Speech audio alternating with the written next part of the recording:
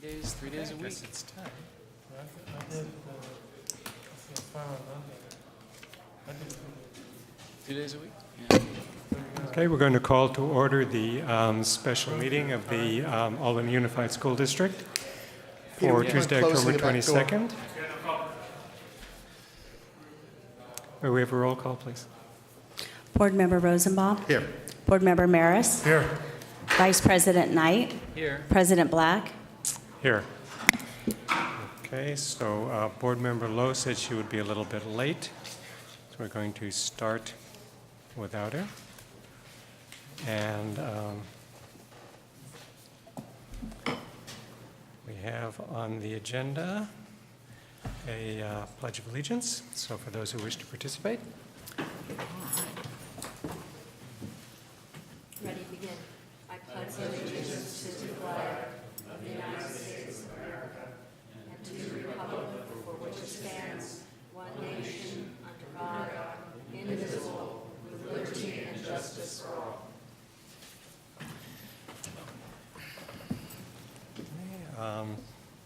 We need to approve the agenda. I'll move the agenda. I'll second the agenda. All in favor, say aye. Aye. Agenda passes. And that brings us to our...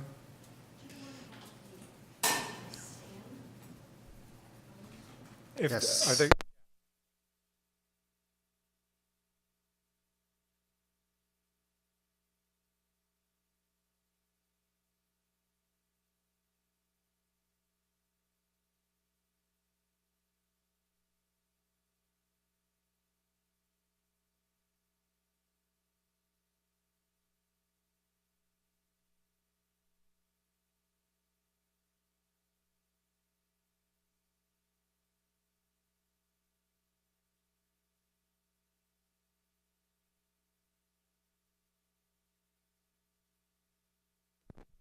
Break it down to sort of general 5 areas that were the most important things that we felt from the RFP, and assigned each one of us one of those. So that way, if they don't hit on it, if they haven't hit on it in the proposal or in their presentation, then ask as brief a follow-up as you can so that we can try to get through in 5 minutes, because we're going to give them each 10.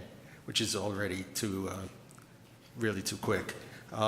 We have some rubrics that Marla developed in case you want to use it. You could grade on 1 to 5 for each one, 1 being the least, 5 being the greatest.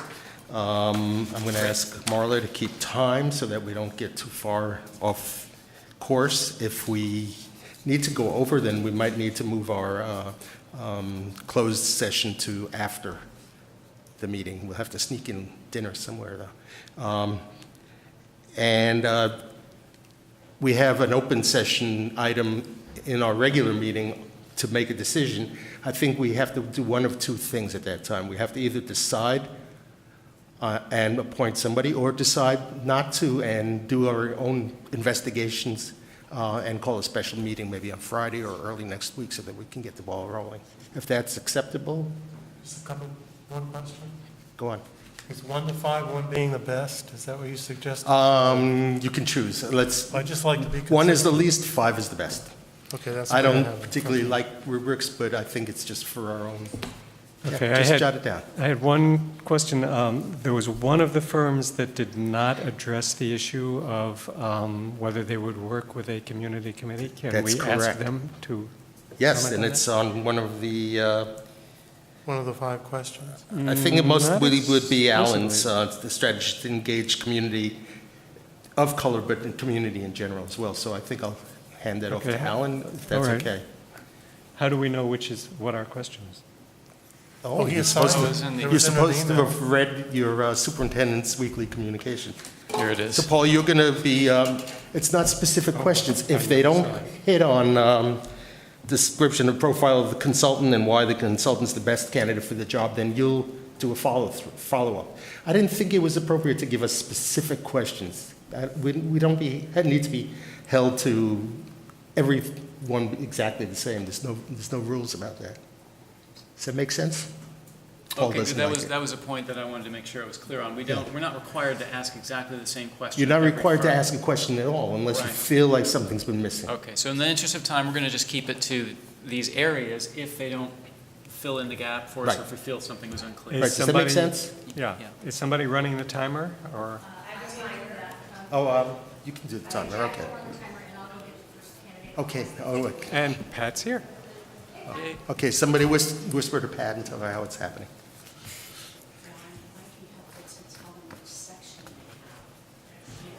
Each, yeah, does everybody know which section of the RFP they're covering? Paul, I do. description, I have it here. Alan, the engaging the community. Pat, the process and their approach. Jonathan, dealing with confidentiality, because I know that's going to be an issue Yeah. if we bring in the community. That's right. And I'll do, similar services. In other words, what Great. have they done similar to what we're asking? A little bit hectic here. but- Okay, so So we're starting with Dave Long. Dave Long and Associates. Hey. Hi, how are you? Good evening. So we're very strapped for time, I unfortunately. do understand, and to tell you the truth, I'm a very rapid speaker. Okay, So we we like can it. make this work for you, and I would want to, first of all, start off by saying Excuse me, thank you. can you pull the microphone? I'm so in? sorry. Thank It's you. a reality of my height. What can I say? We're being broadcast, so if you could Yes. make it 10 minutes or less. that'd I be will great. certainly do that. So once again, my name is Kathy Bean. I am here representing David Long and Associates, and I would really like to start off by saying thank you so very much for the opportunity to be here. We at David Long and Associates truly feel honored that you were willing to invite us to come speak with you. We also know that you have read our proposal, and so therefore I am not going to walk through it this evening. I do want to give you a little bit of sense of who I am, though, because I think that might be helpful as you're making your choice this evening. First of all, again, my name is Kathy Bean. I am recently retired as County Deputy Superintendent from the El Dorado County Office of Education. Prior to that, I was a district superintendent and have served in virtually all of the chairs in a district office, as well as working at the county office level. As a result of that, much of my work has been involved with doing search.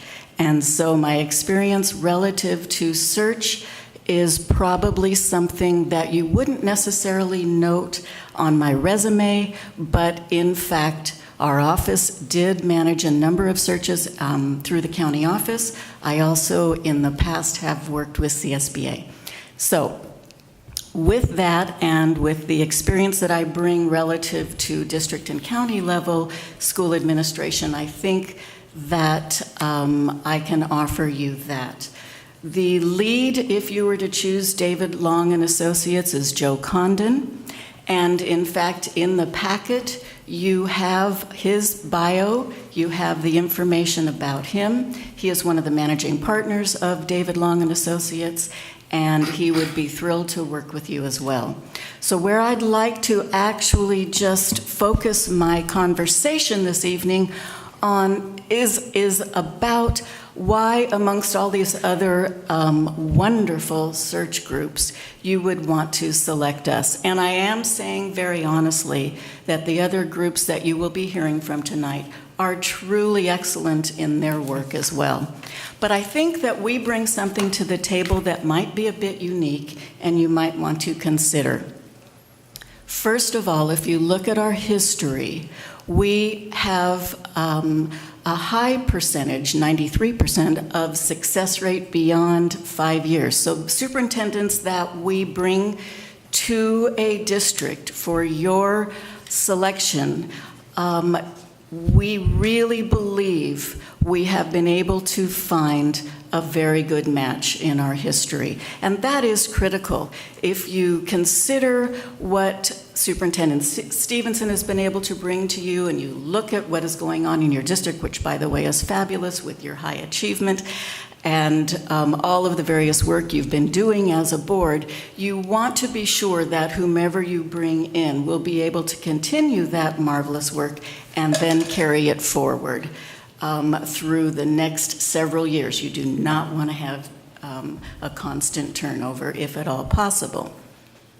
The other reason that I believe we have something to offer that might look different than some of the other groups would be that we really believe in a board-centered search process, which means that should you select us, we would begin by putting together a planning process with you, building a process together with you, which would ultimately become all-inclusive, such that all of your interest groups within your community would be considered as we develop this process. We would work with you to determine who those groups are, and then we would design the process that makes sense for you and your community. We also really believe that should we receive this opportunity, that it is really our job to do the work. And so we pride ourselves in placing very minimal responsibility on your superintendent and her staff because we know that there is great work to be done day in and day out, and we don't want to in any way interrupt that unnecessarily. Once we go through the recruitment process, we then share with the board all of the applications. We do that in a way whereby we will highlight for you those who we really feel meet the criteria the best, those who we feel you might want to consider meeting. They may not meet all of your criteria, but certainly are worthy of considering. And then we would also mention to you those that perhaps, given what you're looking for, we would say they're marvelous people and marvelous candidates, but perhaps not for your district. You would then not be limited to our recommendation. You certainly can make that choice yourself. So Kathy, we each have areas that we're specifically looking for. And Okay. Since we're so tight All on right, time, that's fine. we'll each, if we have a question related to that area, we'll ask it. So Okay. We'll start Perfect. with, I think it was, I lost it. It's right here. Paul. No, I'm fine. Alan? I'd like a summary of the strategies to engage communities of color, including non-English proficient constituents as part of a stakeholder outreach. Sure. I mean, we have a somewhat significant population. Yes, you do, yes. And so, first of all, let me track back to the fact that we would work with you in our planning meeting to come up with the strategy specific to your community that might best meet their needs. However, we do know that depending upon the community and depending upon their degree of non-English speaking, that we might need to look for interpreters. We might need to translate documents into different languages. And so we would work with you, the board, to design that so that we truly can be as inclusive as the community and you, the board, would like us to be. Yeah, we have a particular situation at University Village where we have very many foreign students Yes, that is speaking true. very many different languages. Yes, I do know that. Okay, thank you. Yes. Pat, do you have a follow-up? Yeah, I have one question. On page 9 of your proposal, the third bullet point from the bottom, it says, additional open survey process, building upon prior data from recent searches, if it is determined that more useful and inclusive information is needed. That really wasn't quite clear to me. What is your open survey process, and what is the prior data to which you are referring, and what are the recent searches to which you're referring to there? Okay, so if you would just do me one favor, I'm on page 9, and just share with me the bullet point again. The third bullet point from Perfect. the bottom. Perfect. Well, we have done surveys, full surveys, electronic, if you will, to the community. And we have done focus groups, and we have done come and meet with us, and various ways to engage the community. And so we would just look at the information that we receive, and we would then try to fine-tune it to better fulfill the needs and the interests. So that's what prior data from recent searches means? You know, the recent searches that we have done, we would share with you the key points that other school districts have found to be important, but again, it would need to be fine-tuned for you. Thank you. Jonathan?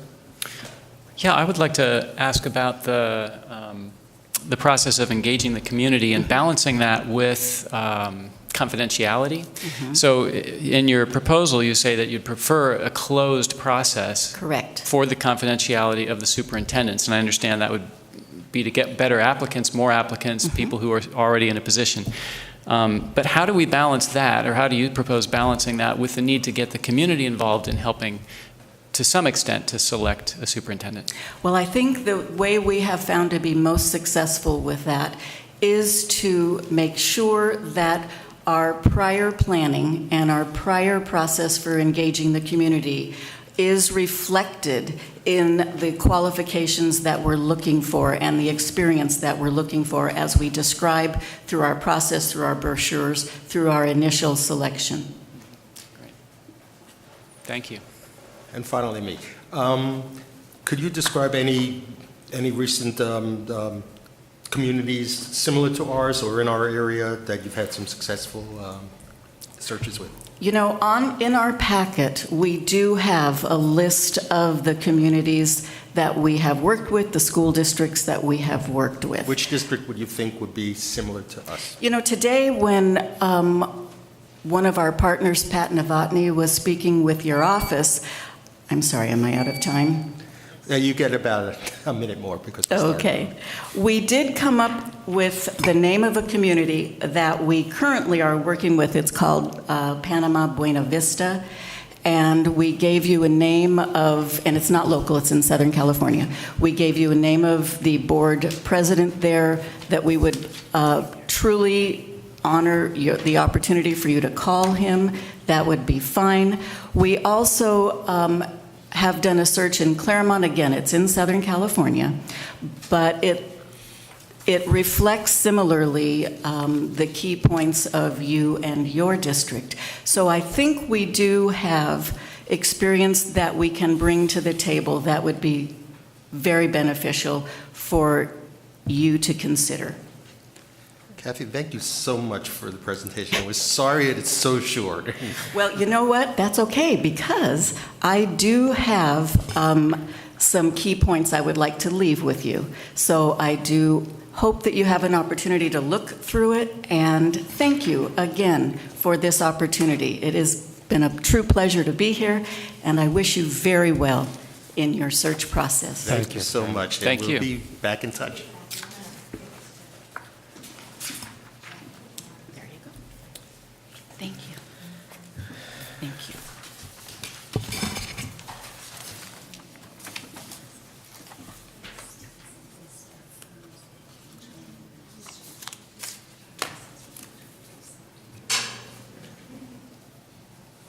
Take one and pass it on.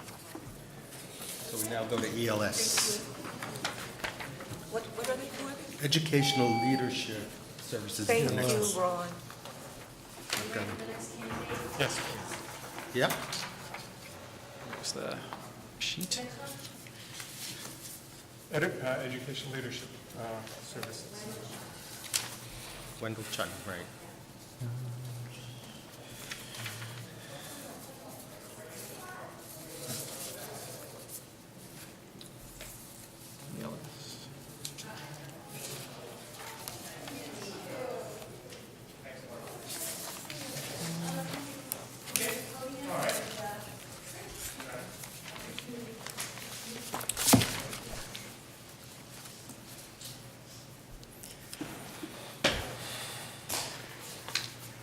Good evening.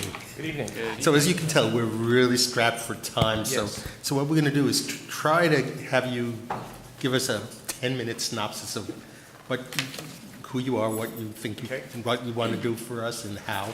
And we each have a specific area that we're going to try and follow up on if we either haven't seen or haven't heard what we're looking for. Okay. Well, first of all, thank you for inviting us, and I've been assured you've read through our proposal. Normally, we present a PowerPoint presentation and go through the whole proposal with you, but we understand your timelines. So we'd like to briefly introduce ourselves, and then tell you some key points in our search process, and then lastly, what makes our firm special as we see it. Okay? So I'm Wendell Chun. I'm the Executive Director, the founder of Education Leadership Services. I've been a superintendent search consultant for 8 years, having worked with the California School Boards Association for 3 years as a search consultant there before I formed Education Leadership Services. Now, when you look at firms and you look at the history of firms and the length of services of search consultants, I've done over 40 searches and been the lead consultant in over 40 searches over the last 8 years. I'm very involved in the superintendency. I'm also the founder and developer of the Good to Great Superintendent's Leadership Academy. We've had about 38 superintendents participate over the last 3 years in the Leadership Academy. I also serve as a mentor superintendent to new superintendents. Typically, when we complete the search, we work with the district and the superintendent for one continuous year through the next year as a mentor to that superintendent. And we know the superintendency. I know a number of candidates throughout the state. I'm also a professor at the University of Southern California in their doctoral program in education. And my partner and colleague tonight is Kay Schultz. Hi. Okay. Thank you for having us. I was in public education for 36 years, the last 14 as superintendent, 8 years as superintendent of Healdsburg Unified School District, and then my last 6 years at Mark West Elementary School District. And I've done searches before. We just completed a search, and I am now coaching the new superintendent, which we very much enjoy that time. I've been a consultant to districts in the areas of curriculum and instruction, as well as facilities. We travel a lot, my husband and I, and we enjoy our grandchildren, which is a real blessing. I've been with the firm now for about 6 months. Okay, you have in your proposal from us the key components of our superintendent search, and I'd like to highlight a few of those areas. The first area I'd like to highlight is to tell you that we take a very personal approach to the superintendent search process. We customize the search for each district we work with, so there is no lockstep method. We want to accommodate the board. We want to facilitate what your needs are. I think you'll see in our references in Placer and Stanislaus that I submitted, Culver City, Berryessa, they all commented on the fact that we work directly with the board and we take a personal concern. We give you our cell phone numbers. We're available at all times by cell phone and emails, and we return our calls and answer those emails as soon as we can, immediately in most cases. We involve the board and the community in a number of ways. We work with you to develop a leadership profile. We will individually interview each board member. We're also available to your community and your staff to meet with us in personal interviews. We have a survey we'll put online on your website, and oftentimes a district like yours, we may have 200 to 300 responses. And then we're available to your community also by cell phone or email. We make it a point so that any person in your district who wants to get involved and give input in the superintendent selection process has that opportunity to do that. And with that information, we develop a leadership profile on the expectations you would have as far as the personal characteristics, professional skills, and qualifications. Of course, some people have great personal characteristics, but they may lack the skills to get things done. And other people have great skills, but they lack that personal touch. So we look for a balance, and we look for candidates that will match the leadership profile that you approve. Thirdly, we have an outstanding recruitment plan. We have a variety of sources. We have consultants throughout the state that will work with us. We will put together a special recruitment plan for you. We're recognized as one of the top recruitment firms in California. When the California School Boards Association was tasked with hiring their next executive director. We were the recruitment firm they hired, and we were very successful in recruiting Vernon Billy, who's now the Chief Executive Officer of CSBA. And we did a nationwide search for that and had a virtual who's who in education apply for that job. We thoroughly complete comprehensive background checks for you. We call the district, we call previous districts, we do a state, federal criminal background check. We check to see that their credentials as they say they are. Our background check includes a DMV check, includes a sex registry check, along with a criminal check and a credit check.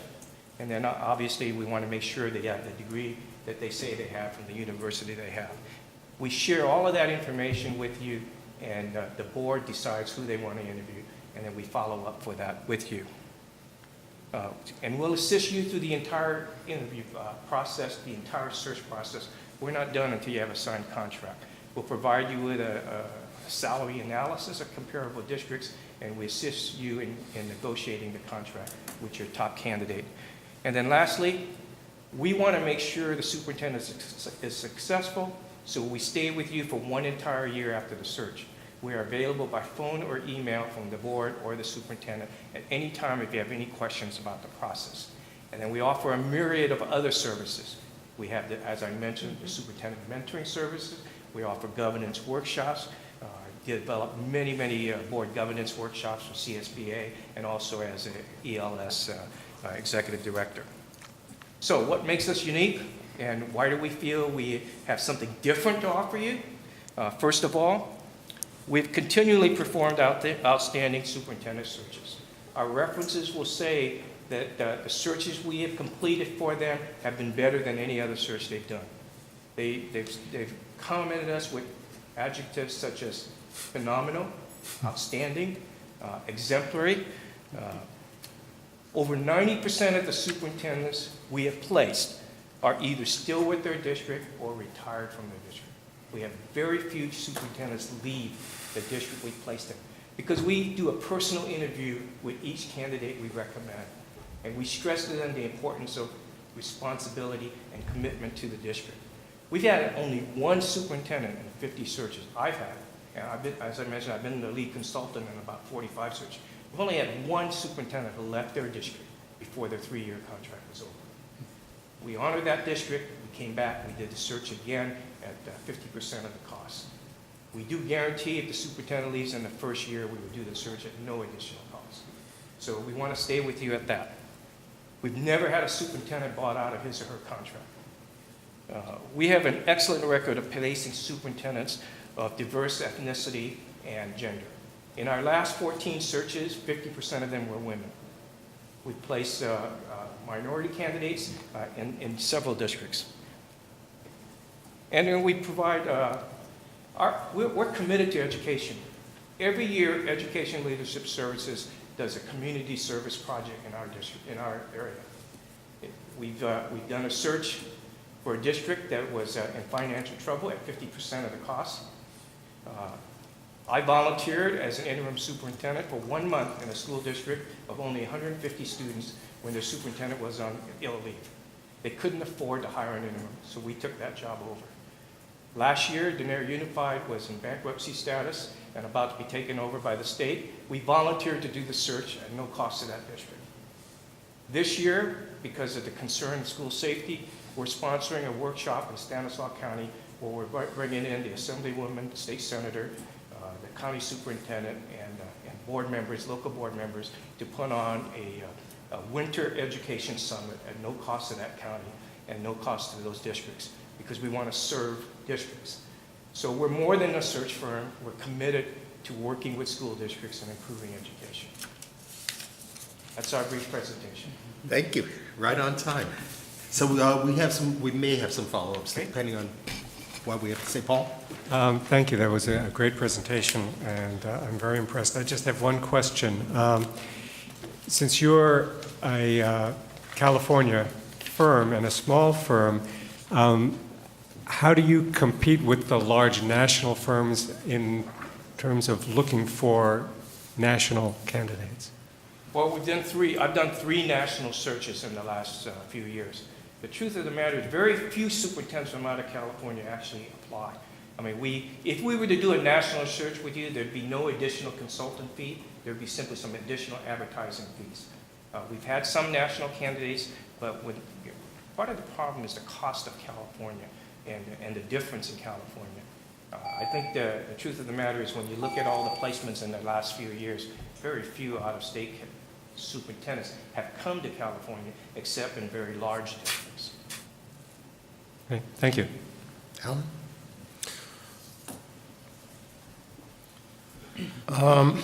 Just a brief summary of strategies to engage communities of color, including non-English proficient constituents. We have a rather large university village which draws foreign students and their children. Well, we have a widespread recruitment plan, and maybe Kay can talk to you about our recruitment, because it's a variety of things we do that include them. So we develop a leadership profile, and that is with the community. It's with people within the district as well as community members. We make that available. We come to the district for 2 days. We work with the district office on putting out the profiles sheet, the survey online. It's available at the district office. We get names, people that from the superintendent and the board that you would like for us to interview. So it's really important that we have a wide variety of stakeholders that are involved with the recruitment and with as far as the leadership profile. We do have this available both in Spanish and in English, and if there's another language that is prevalent in your district, then we would make sure that that is available to that, as well as if they don't speak English, we would make sure that we would have an interpreter at the meetings that they come. Will you be the lead consultant? We both would be working together, but I would be doing most of the work. I would be doing the profile, meeting with the community members. Wendell and I would be involved with the board at the board meetings. I would develop with the board the interview questions, working with you on that. And we would have a screening committee that screens the applicants and then brings them to the board. Thank you. So, We have a network of superintendents throughout the state. I'm a member of the USC Dean's Superintendents Network, and we would distribute information to over 100 superintendents in the state of California. We also recruit with the California Latino Association's Administrators When Council. we're being broadcast, could you speak into the... Okay. I'm We don't sorry, want you're them on to hear- TV. We don't necessarily want them to hear what we say. But we work with the council, the Latino Superintendents Association, and if the board wants even more widespread advertising, we can advertise in Black careers now, Hispanic careers now, and Asian Pacific American careers now. Thank you. Pat? I don't have a question about my area. I Go was ahead. wondering if you were going to ask that same question you had asked the previous. I was, but you can't. No, you go ahead and do that. That's all I want. All right, Jonathan? Confidentiality, extremely important. I was just wondering how you maintain confidentiality for the candidates, but at the same time balance that with the need of a very involved community that we have here to participate to some extent in creating not just the profile, but maybe even in the possibly the interviews. Well, confidentiality is one of the highest musts of the candidates. We asked the board to sign a confidentiality agreement that you would not disclose who the candidates are. That anything about the process of the superintendent search, the development of the leadership profile is an open board discussion and open to the community. The candidates themselves are not available. We've worked with districts where the board has interviewed the candidates, solely the board, and it's confidential to the very end. And we work with some districts that like to use a community advisory committee that participates in the interview process. If you do that, that's an option that's in addition to our initial proposal, but we would have training meetings with those people, and we would have them sign a confidentiality agreement. Everything else we want to keep as confidential as possible, because especially sitting superintendents, they're very reluctant to have their names out there, especially if they're doing very well in their own home districts. So that part is personnel issues are always confidential. Thank Working you. with a community committee would be an additional cost for the additional Yeah, time. it'd be $1,500 more for the Community Advisory Committee. Thank you. I didn't mention when we submitted our fees are based on the CSBA model where I learned how to be a search consultant. So it is graduated based on enrollment. We do the exact same search as you would get for a district that would be charged twice as much of a base consultant fee. So you get the same search as Stockton Unified, or as Madera Unified with 37,000 students, but we don't skimp on anything, but we do reduce the fees for smaller districts. Well, we like that. Yeah. And I think that's part of serving education. You know, these are tough financial times. When Stockton Unified pays $30,000, it's $1 per student. So, you know, so we do reduce our rates because we feel that's part of our service to the community. Thank you. So really briefly, because we're running out of time, or we ran out of time, have you conducted any, or can you describe any searches you've done with districts that you would say were comparable to ours, including in the Bay Area? Yeah, several, because those, and that's why I picked out the references I sent you. Berryessa Unified is, well, that is an elementary district, but it's one of the most diversified districts in the state of California, and 8,100 students. Culver City, we did in Southern California. That is the 5th most diversified student in the United States, and we recruited someone from the state of Washington for that position. What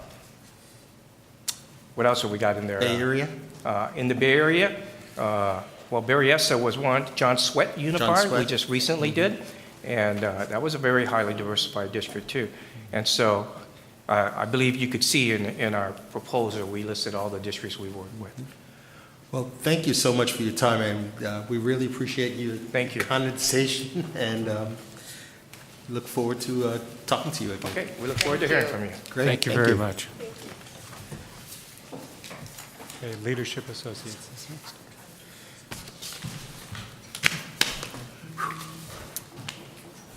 This is a good board.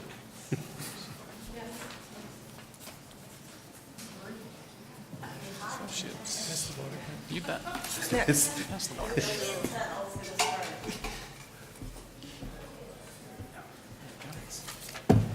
Baby.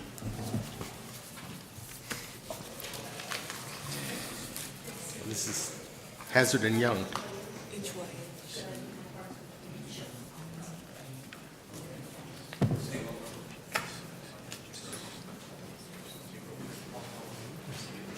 Oh, how do you do? Good to meet you. Hi, Alan Maris. Ron Rosenbaum, how are you? That's right, indeed. Thanks for letting us in. Wow, hello. Welcome to the Winter. Oh, we're out of order, I think. Yeah, All right. if this is HYA, we are. This is leadership. Leadership Associates. That's right. That's the right one. Yeah. Oh, yeah. Run it. Oh, I've got 2 different lists. That would be us. That's right there. Wonderful. Perfect. Great. Whoops, there's my notes. So Feels good, actually. as you can see, we're on a very tight schedule, and we're hoping that you could give us a 10-minute or less synopsis. We each have a specific area that we're sort of focused in on, and we may have some follow-up at the end, but again, it's going to be very brief. So we have all read your materials, and look forward to hearing what you have to say. Thank you. And first of all, thank you very much for the opportunity to come before you this evening to talk about Leadership Associates and what it is that we can do that we think is going to be unique for your district in selecting your next superintendent. I'm Sally Frazier, and former Madera County Superintendent of Schools for 6 terms, or 24 years. And Jim Brown will introduce himself as well in just a moment. I want to tell you a little bit about Leadership Associates and let you know how we believe we fit with your district. We have a proven record of superintendent searches. We have, since 1996, conducted 290 searches, and our placements of our superintendents have been very successful. And our partners are all former successful California superintendents, or our 12 partners in the firm. They have been region and state superintendents of the year. They've served as AXA president, 4 of them are bilingual in Spanish. We all participate in statewide associations, and many currently coach superintendents as well as teach at major universities and are involved in state associations. We are very selective in the searches that we do conduct. We will have the time to work with your board. Both Jim and I will be directly involved and will have the assistance of the other 10 partners in that process. We also have 2 times a month where we have conference calls with all partners in the firm, so we have ongoing communication, and that helps in the recruitment effort once we develop the position description for your particular district. We recruit from your region as well as from throughout the state, and if boards select to do so, we can do beyond that. But we find most boards are interested in a California search, but we have done national searches as well. Our price is all inclusive. There are no additional charges, and that does include the optional board transition workshop when the new superintendent is part of the district. We believe that we identify and bring to you top quality leaders. You indicated that you had read our proposal, so you know the extent to which we do the reference checks and the value that we place on confidentiality. But we will recruit candidates from the broadest possible pool, but you will make the selection. You will know about all candidates who applied for your position, and you will make the determination of who it is that you want to interview. We will make recommendations on who we believe most matches the descriptions that you and your community has put together. Community input is a very important part of our process, and we do use the information that we receive from that. You will have a written report of all information that we gather from the various groups that you ask us to meet with. We do that in person. We have an online survey. We also do that by fax, if that's easiest for people. We do telephone conferences, whatever it takes to gather the information that you believe is important as you move through this process. And at this time, I'll turn it over to Jim Brown. Thank you, Sally, and I'll echo her comments about our appreciation for your inviting us to present to you today. We're very much looking forward to the opportunity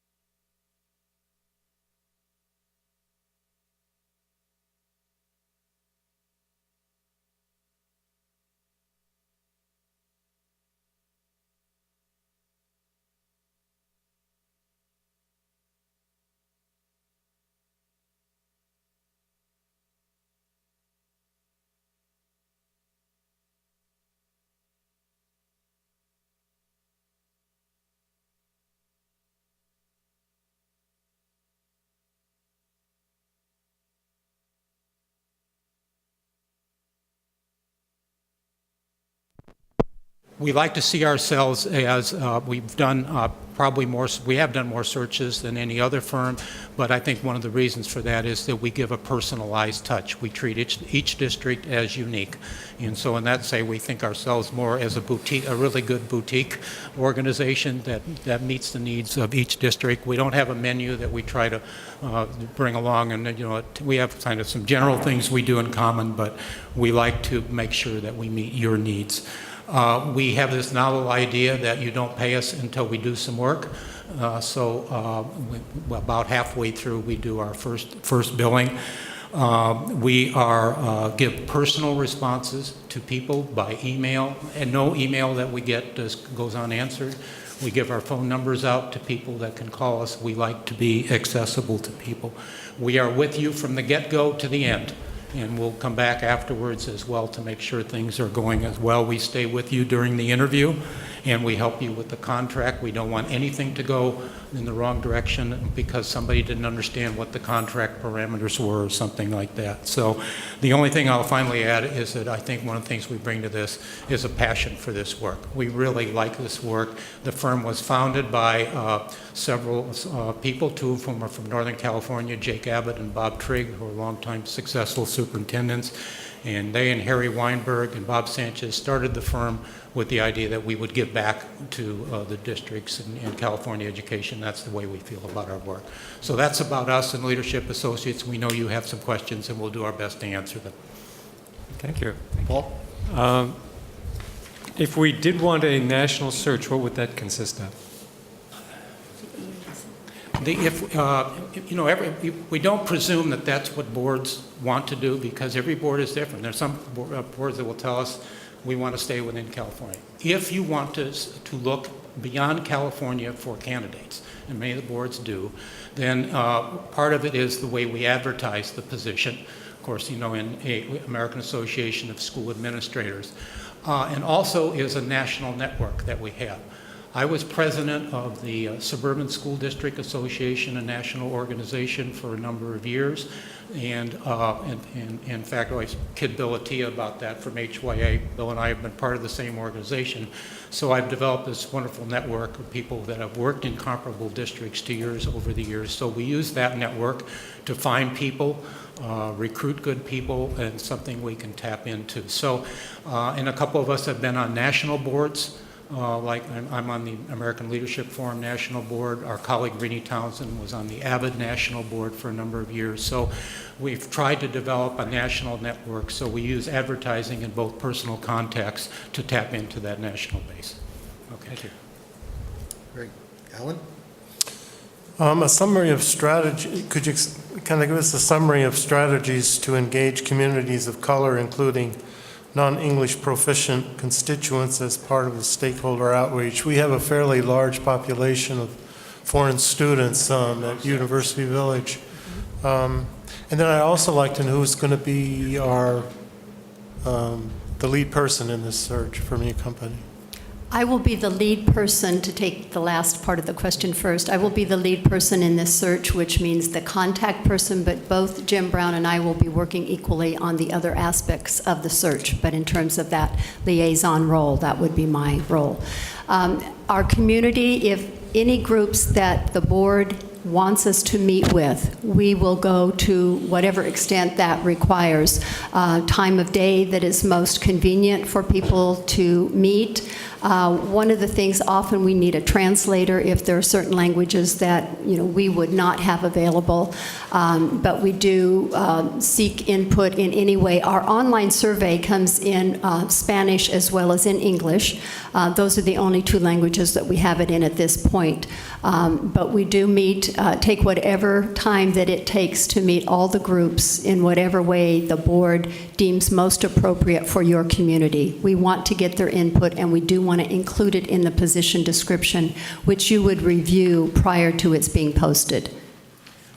One of the things that's always been important to us is we ought to model what we espouse for other people. So we've worked hard to have in our firm a diverse group of people, men and women, people of different ethnicities, and we're able to draw on those people occasionally for a particular search if there's a need to do that. So we're not afraid to go beyond the two of us that are here, and whether it's Phil Kwan or Larry Aceves, who ran for State Superintendent of Public Instruction a couple of years ago, we're all there to help when needed. So modeling that diversity is important. We use a variety of communication, whether it's through the website or languages. We like to, if the need is to have translators there sometimes in a meeting we do, we want to be able to do that. We do our best to make people feel comfortable and welcome. And that's always been very important to us.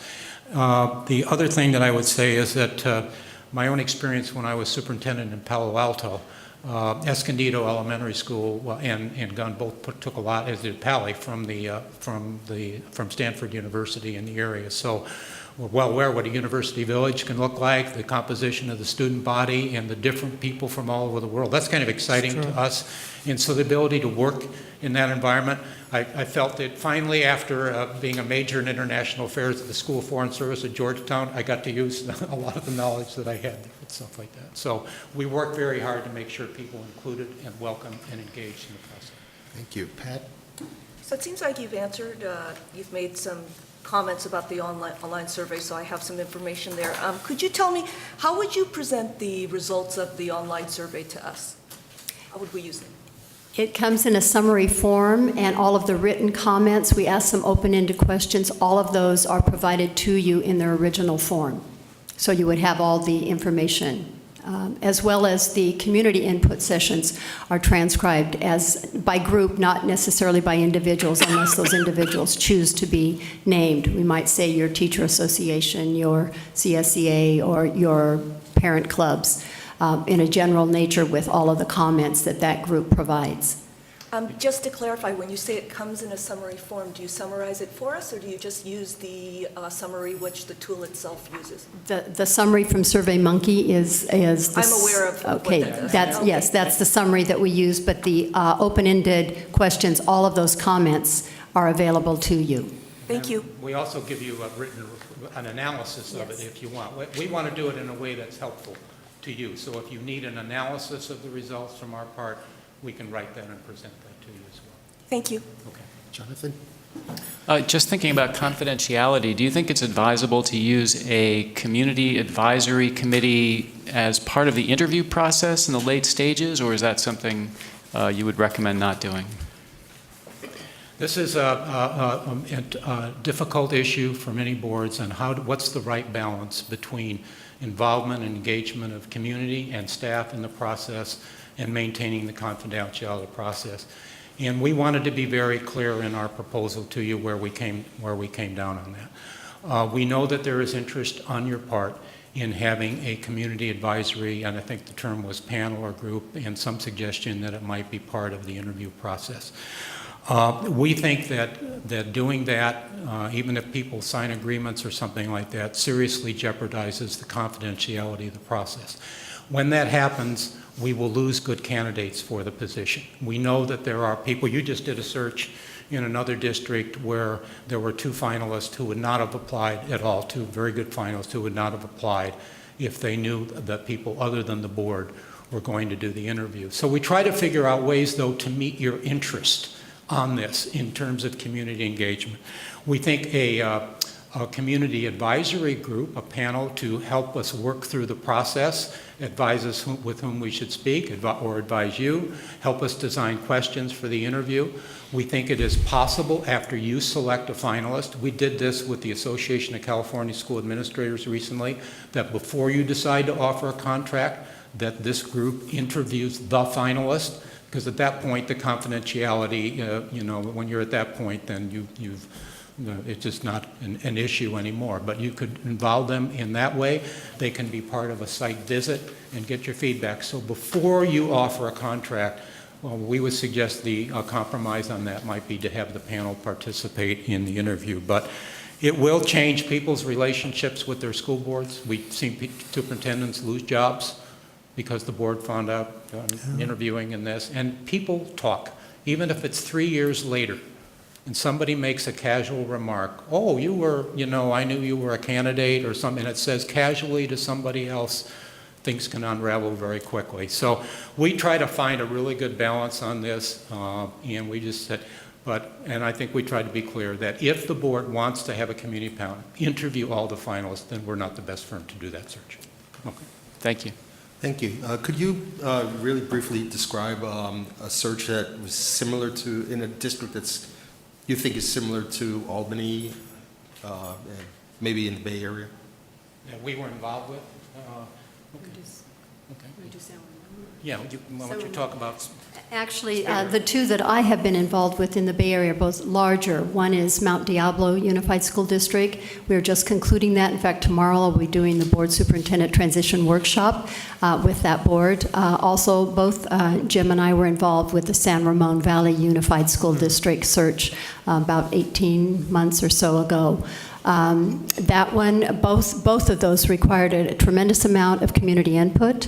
Both of those were, one of them even more so in terms of recruitment was very key in terms of getting candidates to come forward.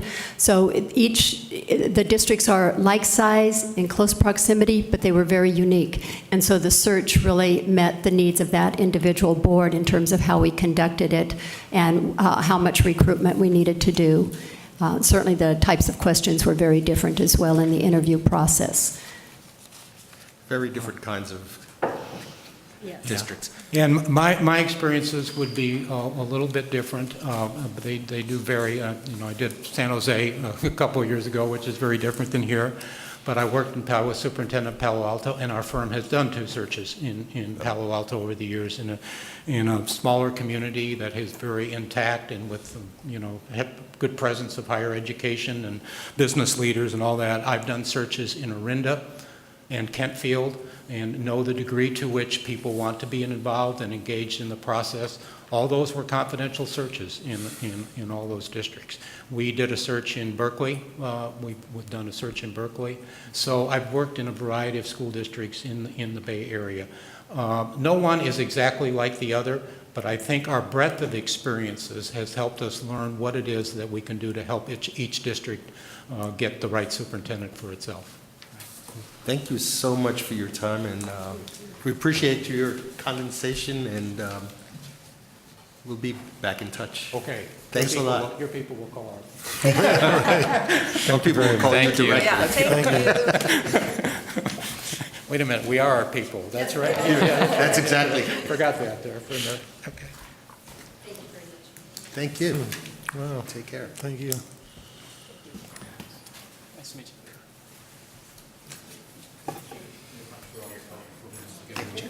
Thank you. Thank you. Our person will be in touch with the persons.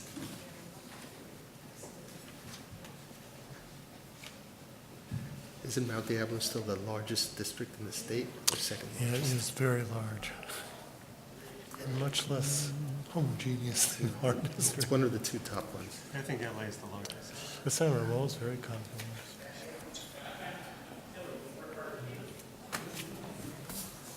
So we have Ray and Associates. Okay, thank you. That's on the next packet. Well, Except for their overlaps. Yeah, But most of it's on the next, yeah. most of it's on the second packet, so we're going to get to the second packet in a second. Packet number 2.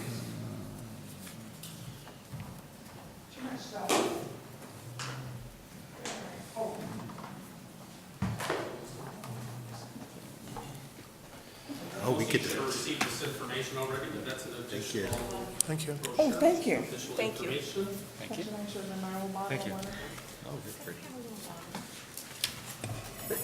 When I touch it. Well, good evening and welcome. Thank you. So this evening, as you can see, we're incredibly pressed for time, and so we're actually asking you to try to give us as much information as you can in 10 minutes or less. We each have a specific set of issues that we're looking at, and so we might have follow-ups on those issues, so. Thank you. We'll move quickly. And if I'm not moving quickly enough, give me a nudge. It won't hurt my feelings. You should have a little time thing right in front of you. What? The time is right in front of you. Oh, right there. Hey, wow. Now I am under pressure. Yes, exactly. My name's Anita Johnson. It's a pleasure to be here. I'm a regional associate with Ray and Associates. Ricardo Medina is the other member of our team. We really do work as a team when we work on searches.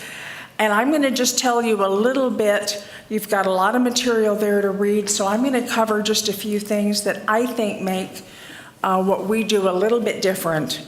And first would be the infrastructure. We have a corporate office that is staffed with some of the most talented people I've ever worked with. They know what they're doing, they do their jobs beautifully, and beyond that, there's accountability. They make me do my job well, too. So that at every day, every moment, every search has hands-on with people who are watching the key things that are happening. The next thing I wanted to talk about is building the profile. Community involvement from the very beginning, we think, is the key to success in a search. Where you're the elected officials, it's your search, we're the professional advisors, we advise you on the search, and you make all of the decisions as we go along. And we have some planning sessions with you to put together all of the pieces of the search. An important piece of that is community involvement, and I think we do that very thoroughly and very well. And all of the firms have interviews with people. We do that. Everybody has small group meetings, and I think everyone has forums. We also have an online survey. The important part, I think, with both Ricardo and I, is how well we listen. We really listen, and we put together information that when you receive that information as public information, your community can see that we listened and that you got what they said. At the forums, when we were working in Berkeley, we did a brainstorming approach and had people, because the forums were big, it was hard to listen to everyone. We had people fill out Post-it notes, give us the information, put it on flip charts, and then sort it the way they thought it should be into categories, which we provided back to the board. The community really embraced what we did, enough so that if you were reading the newspapers, there were some of them that wanted Ricardo to become the superintendent. So he really resonated and embraced the community. I'm going to ask Ricardo to talk quickly. Good afternoon, folks. Ricardo Medina. I currently live in San Jose, California, but I've served as a superintendent in the state of Michigan. I've worked in Arizona. I've worked in California. Kind of served in all the chairs. Been involved in leadership positions with the American Association of School Administrators, served on the governing board, served as the president of the National Latino Superintendents Association. The last couple of years, I've been coaching and mentoring kind of the next generation of school system leaders. Alice runs a National Superintendents Academy. So I have people that I've trained to become superintendents. I've been involved with Ray and Associates for the last 5 or 6 years, helping them do superintendent searches. I was involved with a Berkeley search, I think a very successful search for Ray and Associates and for Anita and myself together. We kind of teamed up with that particular search. We received a lot of compliments after the fact, from the community in terms of the process, the processes that we had in place, and the way we engaged the community. I'm Hispanic, bilingual. They liked me. They wanted me to apply for the job.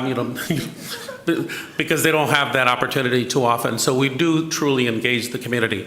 As far as the process, one of the things that I think that Ray and Associates does is we take applications. We may get 50, 60, 100 applications, and we do a preliminary screening, and then we assign them to associates like myself, and then we take 1 or 2, and then we drill down.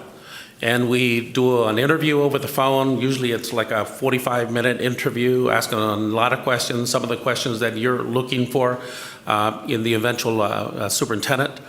And then we do a really thorough job of reference checks, background checks.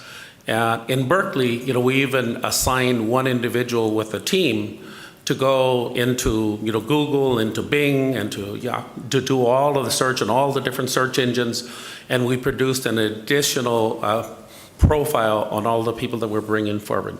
So I think that's one of the advantages, and the fact that we have we have over 160 associates across the country, that it allows us. There's very few people that we don't know, or we don't know somebody that knows somebody. So anybody that's coming to us, is vetted, very well. We also customize the search to your particular needs, and we did a lot of customizing in Berkeley because of what happened there previously, and we ran a very successful search, and so that's kind of Ray and Associates. That's some of the things that we bring to the table. The screening and developing the profile. Again, we have a pretty sophisticated manner of doing that. And we believe that sets, Ray and Associates apart from some of the other search firms. We do have associates like Anita and myself that are from California. So even though we're a national firm, we also have the local connection. And I live in San Jose, so I'm not too far away. Okay. Well, and the national aspect, when you've got Ricardo, who's been in Michigan, in the Berkeley search, I can't tell you how important that was, because he was able to really help us vetting a particular candidate in Michigan. I won't say more about it than that. I want to talk more about the community, because when we get to the interview process, one of the things that I've worked hard to develop is a process that can involve the community in the interviews. it's really important, and I heard another one of the consultants mention confidentiality. I can't tell you how important that is. With the Pasadena search, a board member left a meeting, went directly to the press, and gave the press a list of the candidates. We immediately lost 2 candidates. In all of my years, that's only happened once. And there were some good reasons why it happened in terms of board members not getting along very well. So it was okay. We made it work. The superintendent who's there is a phenomenal person. I think he was the best candidate all along. He's still there, and it worked well.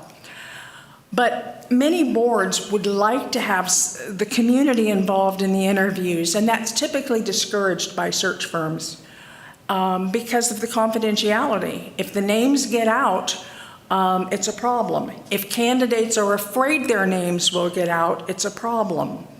I just tell you a quick story. A lady female superintendent with a doctorate, I probably shouldn't call her, just say a lady, very highly professional educator, lost her job because she applied for 2 jobs, and that got out, and that was looked upon as a lack of loyalty. We do have a process whereby we can help you have the community involved in interviews, hopefully maintain the confidentiality, but also in that process, retain you as the key decision makers. In one district not too far from here, and I'm not talking about Berkeley, the board ended up picking a candidate who was not their first choice because another candidate was the community's first choice. And so we help to make that not happen with the process that we use. We have a consensus building tool. That tool helps you come to a consensus over who you want to interview. And with the community, we use that same tool, and they can provide all kinds of input to you without making a definitive recommendation to you about who they do want, and give you a lot of feedback. I'm going to stop, and I'm 54 seconds early. Ricardo, do you want to say something else?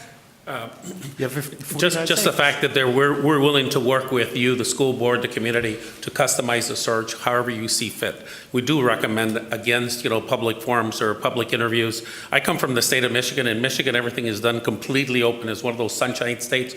The whole interview process and everybody that applies for the job, it's public information. But here in California, you don't have to do that, so we encourage you not to if you can, because it will minimize the pool. Well, thank you. That was a lot of information. Yeah. So we're going to see if we have any follow-ups. Paul? In the information you provided for us before the meeting, there's a mention of some use of Skype and a lot of other electronic means of communication. Yes. Then the video thing. Do you want to address that briefly? Yes, I forgot that. It was on my notes, but I was going so fast. We have just instituted a process where when we get down to the candidates that we think you should consider for interview, maybe it's 12, 8, 15, we're going to be video interviewing them. And you will be able not only to see their paperwork when you're doing the screening, but to see the video interview. We will be asking them many questions that would be the kinds of questions that you would want to hear answers to in that process. We will still write reference reports, but we will do video interviews. The other way we use Skype is in working with the board. If something comes up and it's just not possible to get together, on the fly, we'll use Skype to meet with the board as well. But we're really excited about the video interviews. None of the other firms has that as one of the things we can provide to you. I think it's going to make a real difference and help you be more insightful and understand the candidates better as you decide who you want to interview. Thank you. Thank you. Alan? Could you provide a summary of strategies to engage communities of color, including non-English proficient constituents, as part of our stakeholder outreach? We have a fairly large university village with many foreign students, and Also, who's going to be your lead for our search? Ricardo and I have already talked about that. We would co-lead this search.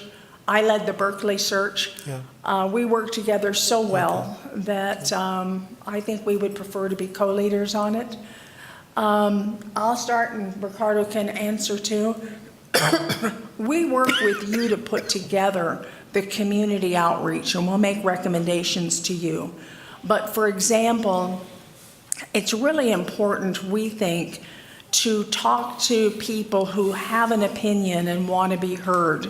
And if that means sitting in a room and talking to this group of parents and this group of parents and the clergy and the business community, all of them will do that. And we don't set a limit on how much time we'll spend meeting with people. It's key to me. I haven't gotten over the Laotian families that I met with in Sacramento who so had something they wanted to say and that the board got to hear because we really do bring the information forward. The community forums are ideal because we usually run them 1 or 2 evenings, another community forum in the morning, and with those forums, everybody can come in. We designated one as a Spanish-speaking forum last time. By the way, our online survey is available in a multitude of languages. We provide it to you. Your translators can look at it and finalize the translations.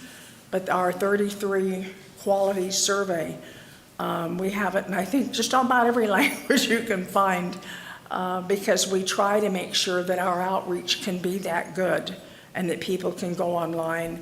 With the others, we will encourage you to have interpreters available for a meeting where it may be a language that we don't speak. Yeah, I obviously handle the Spanish-speaking groups, the parents, your Parent Advisory Committee, migrant parents, bilingual parents. Any other language, obviously, we would work with you.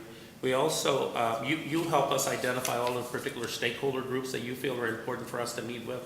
And in Berkeley, we met with a whole bunch of different stakeholders. I was thinking. Because that was very important to them. And again, we worked with the board and they identified the stakeholder groups and we met, they were, the African-American clergy, the Hispanic, parents.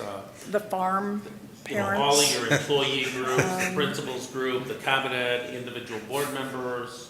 I think there the were mayor, at least, et cetera. I think we had at least 45 small group or individual meetings in addition to the forums. And remember, we were the 3rd time the search was being done.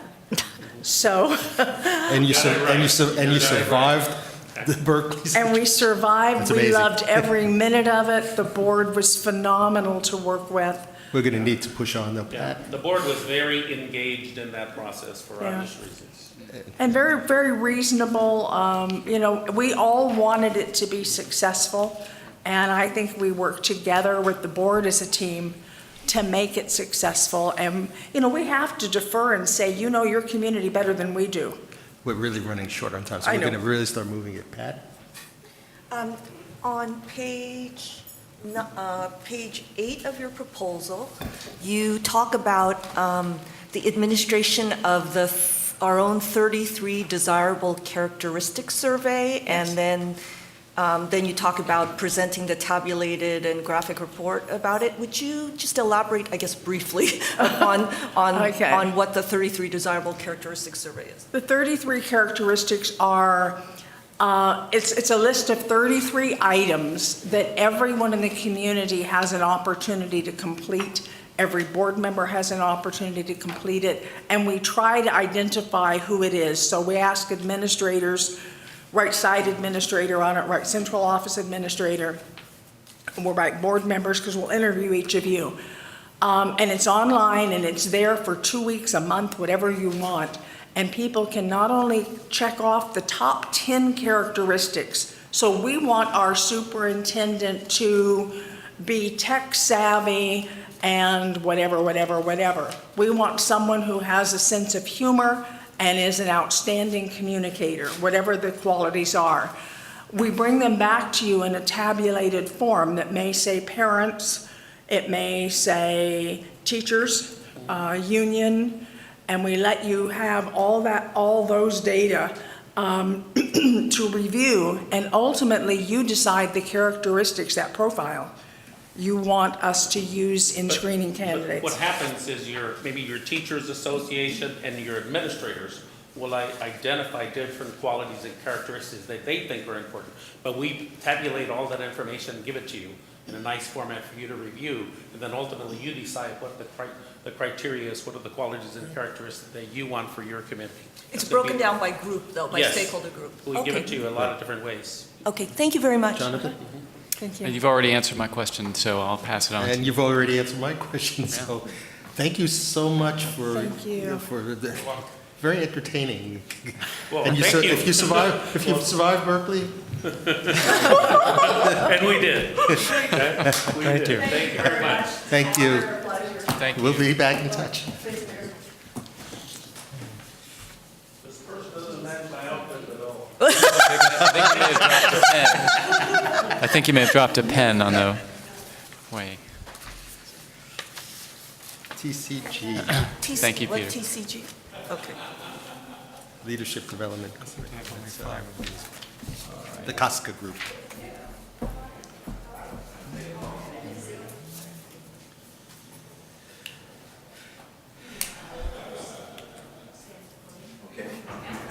Good evening. I'm Steve Goldstone. I'm Ron Rosenbaum. Hi. How are you? Good to meet you. Steve, nice to meet you. Good to meet you. Hi. Hi, Jonathan Knight. Good to meet you.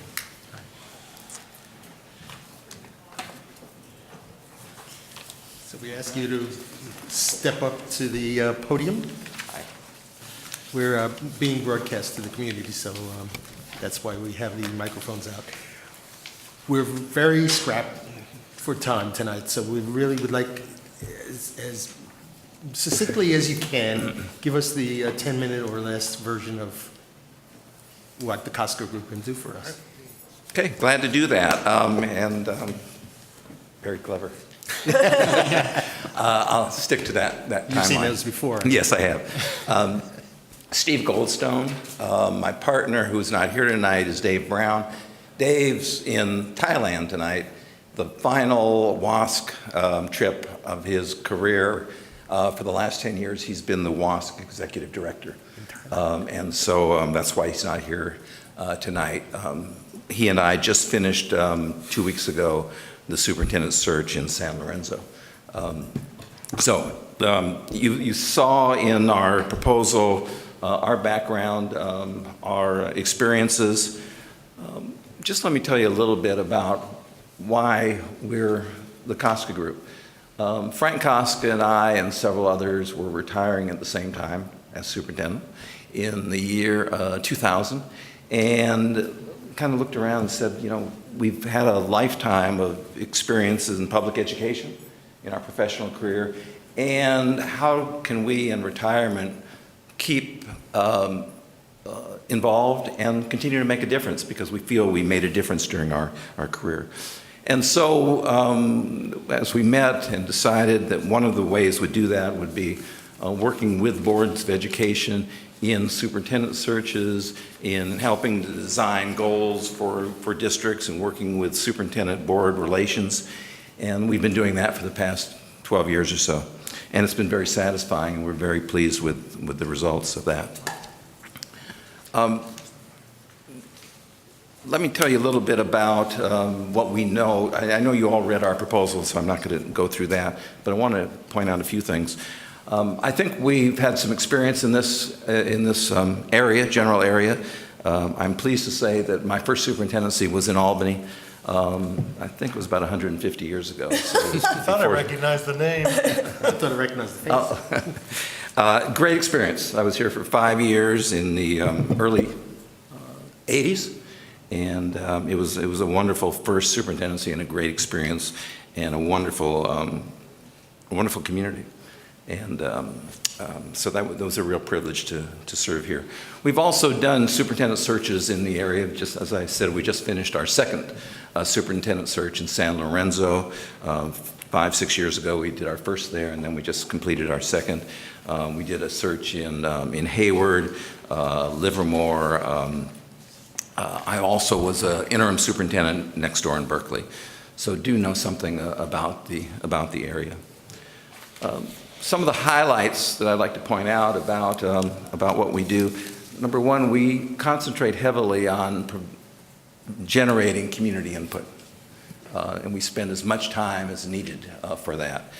In some communities, that has been 6, 7, 8 days over a 2 or 3 week period. So we really work hard to bring as many people together, and we do that in a very sophisticated technological way.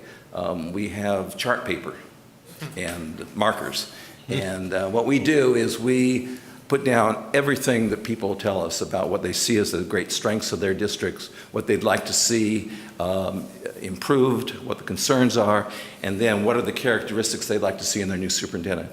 And then we present all of that information as it's presented to us in the same words to the Board of Education to help the board develop the criteria and the profile for their new superintendent. So we spend a lot of time at that. We really reach out as we because we feel it's important to have as many people in the community and many people in the school district involved in that process. Some of our other strengths, we do all the work. We don't ask the staff to do any of the work with one exception, and that is to help us organize those community meetings, because we don't know where to meet, although I guess I probably know some of those places here, or how to contact the people. But that's the only time we really ask staff to assist us. We don't ever recruit candidates that we placed in other school districts. So we don't come 2 years later and say to somebody who might be placed in San Lorenzo and say, hey, we have another good job. We never do that. We think it's unethical, both for the candidate as well as us, so we never do that. We don't have a stable of candidates. We know that every school district is different, very different. We knew that as superintendents when we served, both Dave and I, but also in doing the searches that we do. And so a group of candidates that might be very appropriate for one community is not necessarily appropriate for another. So frankly, there have been very few times that we've had the same candidates in more than one search. We work with the board until the board finds the appropriate candidate. In most cases, that has been the original group of candidates that we present to the board. But there have been 2 or 3 instances where the board could not make a decision amongst the 5 that they interviewed, and we went out and did it again. And in one case, we did it 3 times until the board was satisfied and they had a candidate that they felt comfortable with. We also say that within a year, and thankfully this has not happened, but if in a year the candidate that they've selected does not work out to the satisfaction of either the candidate or the board, we'll do that again without charge. We have one price. We quoted it in your proposal. There are no other fees, no addition to that. We provide the board with the applications of every candidate. We want you to see all of the candidates. And we usually provide the complete files so the board can come in, review those files, so that when we come in and make recommendations to the board as to who we feel, after we've done reference checking, who we recommend to the board has a good understanding of the pool of candidates. But they also can ask us, and sometimes it'll happen, and they'll say, well, why didn't you include so-and-so? And we'll tell them why. And normally, but not always, the board will say, we accept your recommendations. Sometimes they'll say, we'd like to include this person, or not that person. But normally, they accept our recommendation, but it's based upon the board being familiar with all of the candidates, and we think that's important. There are 33 members of the cost group. And I emphasize that because all of us have been either superintendents or several have been CBOs, but most superintendents, most retired. We did have some active superintendents, but since they've retired also. So retired superintendents, a couple of business people, and I emphasize that because it helps us in doing reference checking, because we know people, and we know people who will be frank about the references. We also use these folks to recruit. We can't depend upon putting an advertisement in the AXA newspaper or anywhere else and expect people to come. We have to reach out, and we often say, there's somebody tonight working at 6:30 in their office who would be a great candidate for this school district, but they don't know anything about it, and they're very happy where they are. So it oftentimes takes one of our people to reach out and say, hey, you ought to look at Albany, or you ought to look at San Lorenzo, because your skills match what they're looking for. So with a minute and 16 seconds left, I hope you have some questions for me. We'll give you about 5 minutes worth of questions then. Okay. Paul? If the board was interested in a national search, how would you approach that? We have done several national searches. The boards that have asked for us to do that have, the end result, they didn't select some of the candidates that we brought to them, good candidates, but for a variety of reasons they didn't select.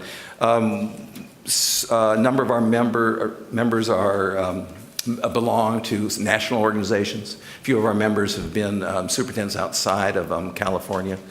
So there is the ability to reach out that way, again, with that personal touch, in addition to advertising in some of the national organizations. Thank you.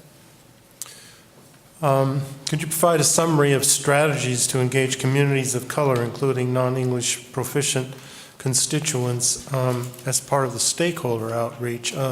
As you know, we have a significant foreign population at University Village.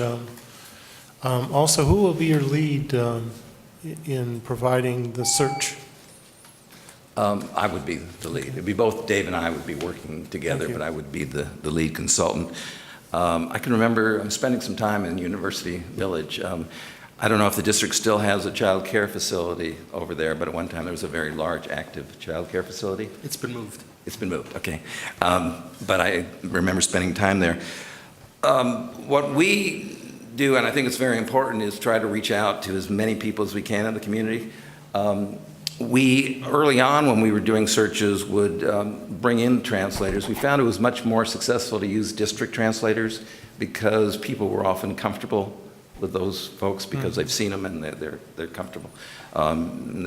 Some communities are not real comfortable in expressing themselves, and so we try and make it as comfortable as possible, oftentimes meeting away from district facilities with a translator who can communicate with that language.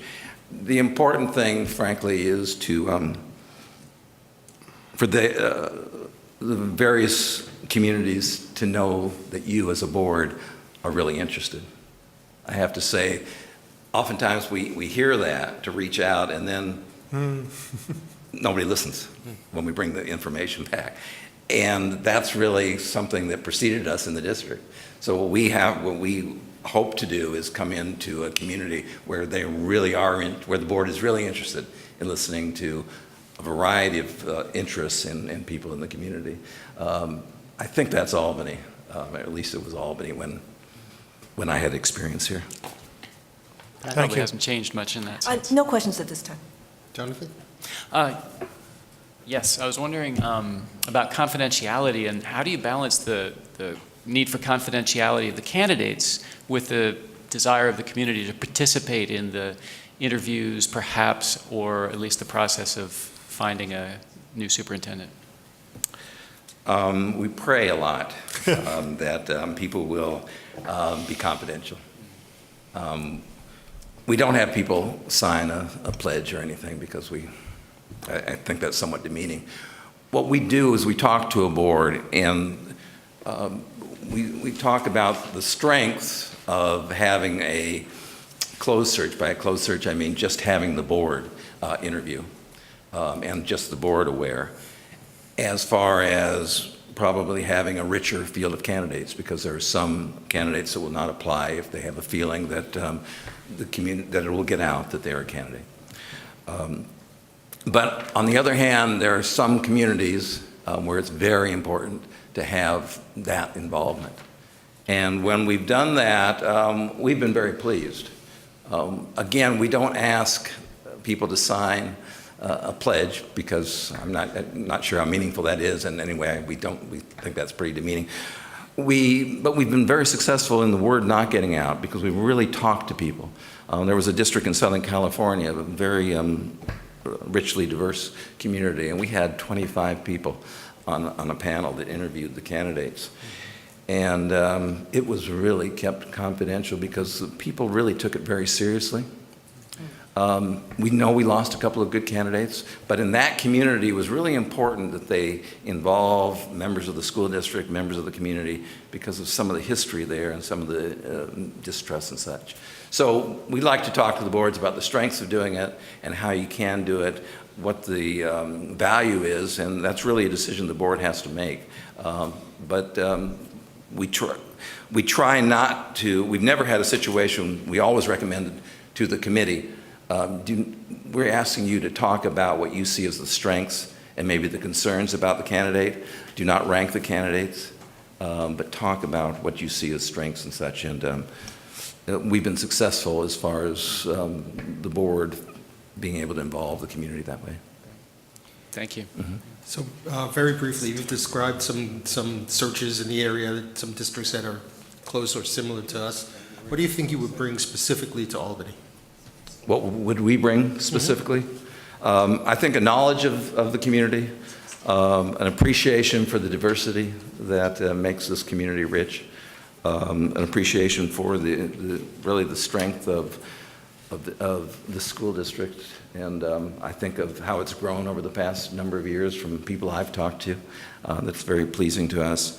A history of successful superintendent searches. And when I say successful, we've been around long enough that we're being invited back to do a second search in the communities where the superintendent's been there 5-6 years and retired. So I think we bring that strength. We bring also a lot of passion into what we do. We really believe in what we do. And the reason that I mentioned at the beginning why we got into this when we retired was to continue to make a positive difference in the lives of students. We offer that to you. Thank you, Steve, and thank you for your time, and thank you for being so concise. And we'll be talking to you soon. Great, thank you. Nice meeting all of you. Thank you Nice very to meet much. you. Thank you. Okay, we need to extend the meeting maybe 15 minutes. 15 minutes? Sounds good to Or me. 15 minutes from now, so. And maybe we'll start our regular meeting a few minutes late, or... So you need a motion? Move to Yeah, extend. we need a motion. Move Okay. to extend 15 minutes. Do we have a second? Second. All in favor? Aye.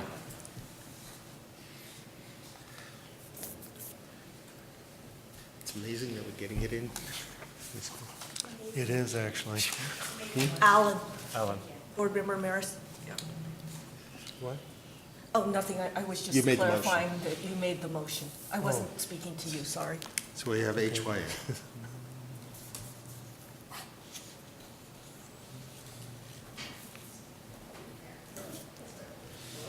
Good evening. Good evening. Hi. Hi, Ron Roosevelt. Hey, oh, it's easy for work. Hi. How are you? Hi, thank you so much. Great. Thank you.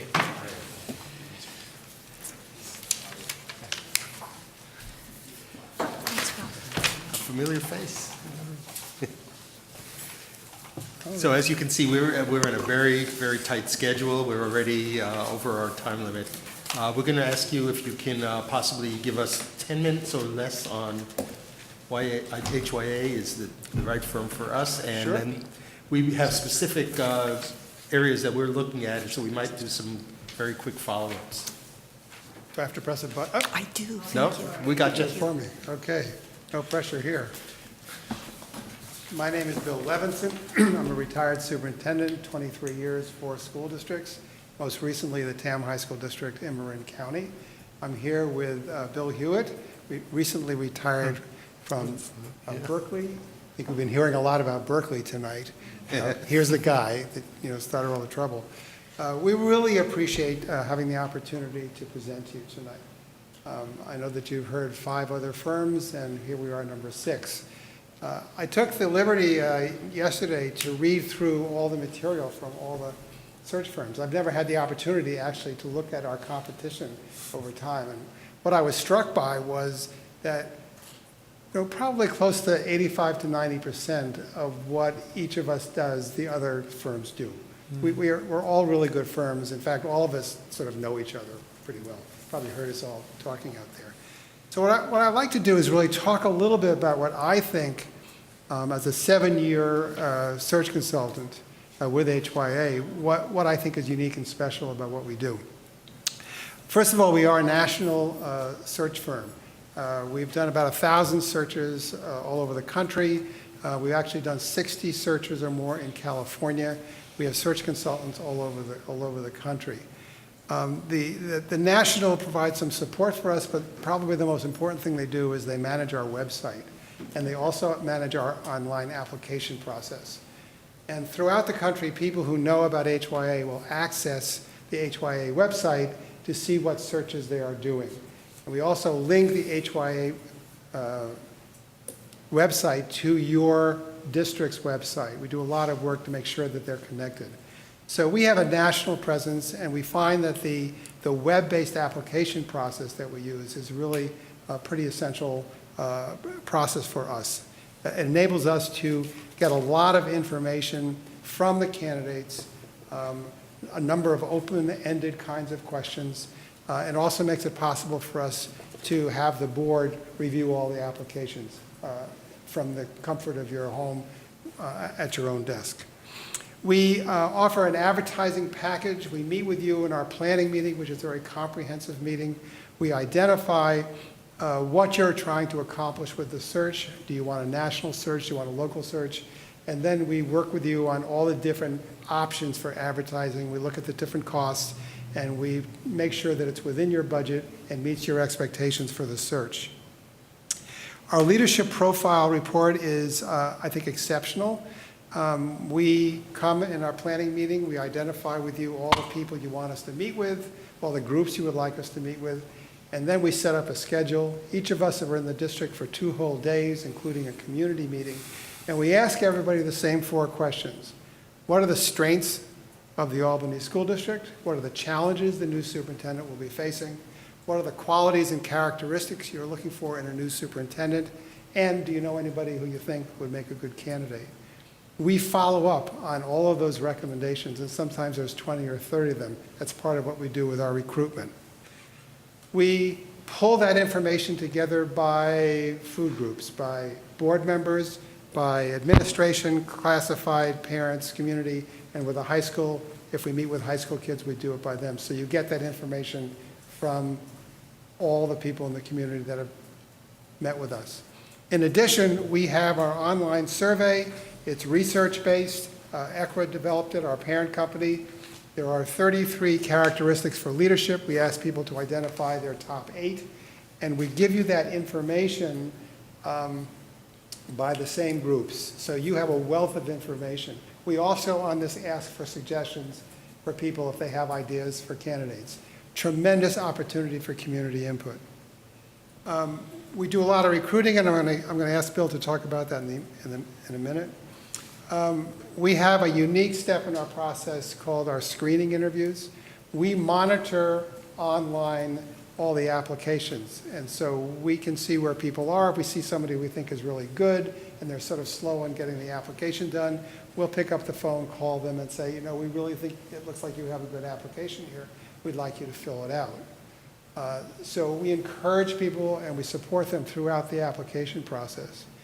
What Bill and I will do is we'll review every one of these, usually about 50 to 60 for a district like this. We'll identify the top 12 candidates. We'll do a little reference checking on those candidates, bring them to an off-site location for a 30 to 40-minute interview where we are matching the paperwork with the candidates and your expectations as a board and a community that we learned from the profile process. From that screening interview, we will identify 5 or 6 what we think are the top candidates and present those candidates to you as a slate for you to interview. Another aspect of what we do that's a little bit different is our first and second interviews. Our first interview is 90 minutes long, 15 questions. We help you develop those questions, a very standard interview. We do not sit in on the interviews. We think it's essential that you interview the candidates alone. We meet with you at the end of this, and we go through about a 2-hour debriefing process, very unique way we do this, that allows you to identify the top 2 or 3 candidates to come back for the second interview. Our second interview is famous or infamous, depending upon whether you've had to do it or not. What we recommend is that each of the 3 finalists takes a 2-hour tour with 2 of the board members in the afternoon. Following that tour, the board meets with the candidate for a board meeting interview at a dinner. The dinner can be 2 to 3 hours long, where it's a very informal interview process. We help the board identify questions that they might want to ask all the candidates and also individual questions for individual candidates. At the end of that process, we again meet with the board and debrief and help you identify your selected candidate. We also work with Baker Eubanks and doing an assessment of whether the final candidate has a criminal record. We do a social media review, a news media review to make sure that you haven't inadvertently hired somebody that you shouldn't have hired. I'm going to ask Bill, we have almost 3 minutes left, Bill to talk a little bit about some of the recruiting work we do, work with community, and other aspects that I have not talked about. Go ahead. Thank you, Bill. And thank you for having us here tonight. We really appreciate that. This is a big decision for you as a board. I also want to thank Marla for being a colleague of mine for many years when I was superintendent in Berkeley. So in terms of recruiting, I think that is one of the strengths of HYA. Both locally and nationally, we are very well connected with our associates on the national level. If you're looking at having a national search, we're a firm that's very successful in appealing to candidates in states where you have very strong administration, back east in the Midwest. Locally, obviously, both Bill and I are well connected locally to superintendent groups. I continue to be well connected to the State Department of Education. I am a consultant with the Western Association for Schools and Colleges and have in the past been an officer of the Northern California Superintendents Group, and still I'm very active in that group. So our connection with superintendents is quite robust. In addition, our connection with superintendents and administrators of color is an asset to our recruiting efforts. While both Bill and I are Caucasian, many of our associates are people of color. We depend on them. And also, I have always worked in a multicultural school district, most of my time being in Elk Grove, and then in Lodi, and then certainly Berkeley, a very diverse school district, and have had a history of hiring a staff of diversity, many administrators of color. We will depend both on our own associates in our firm for helping us access a diverse group to recruit from, and personally, we will depend upon our associations with other superintendents and assistant superintendents and principals that we work with. I just would like to conclude by saying that this is really a strong firm. HYA does a very fine job, very thorough. Some of the things we do differently that you notice, especially that last phase. And one little thought I want you to keep in your mind is that this is a really important decision, and it takes a big investment. And that's what HYA does. It makes a big investment in this process for you.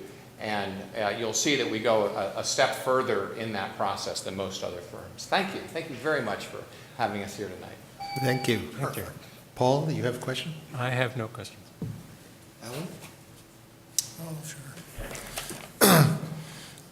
Could you summarize strategies to engage communities of color, including non-English proficient constituents? As you know, we have a large university village with very many foreign students. Certainly will. Well, in our community outreach that we do, we will work with you to see what the communities of color you have, who you wish us to engage in, and how. We will bring in translators if we need to. Our surveys and our information are both in English and Spanish, and if you do have a third language, the district I came from in Elk Grove and in Lodi, we had 5 languages we translated into, and certainly, you know, today with technology, it's not as difficult as it used to be at all. So, so from our standpoint, we find this very important, and we can bring in people if need be. And who would be the lead in your search? I will be the lead in the search.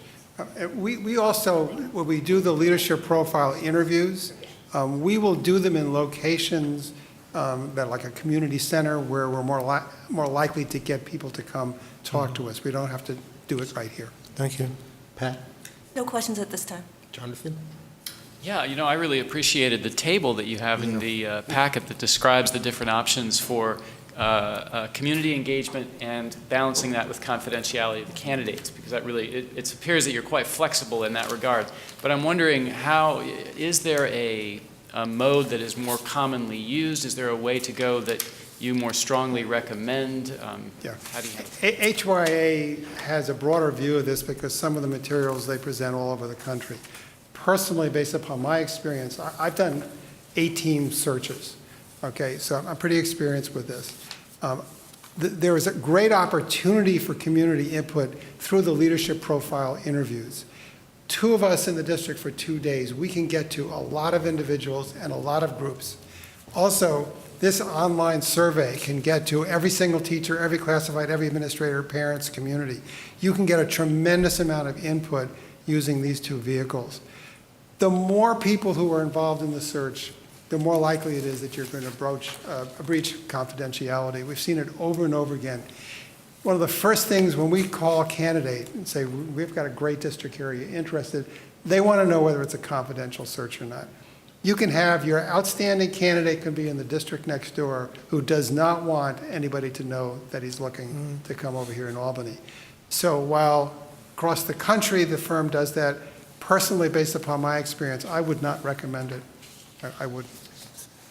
And nor would I on this. You will lose candidates, especially sitting superintendents, you will lose because of the broader the engagement in the decision-making process, the less confidentiality there is. But I would say that HYA engages the community at a higher level than what I think you normally find in searches.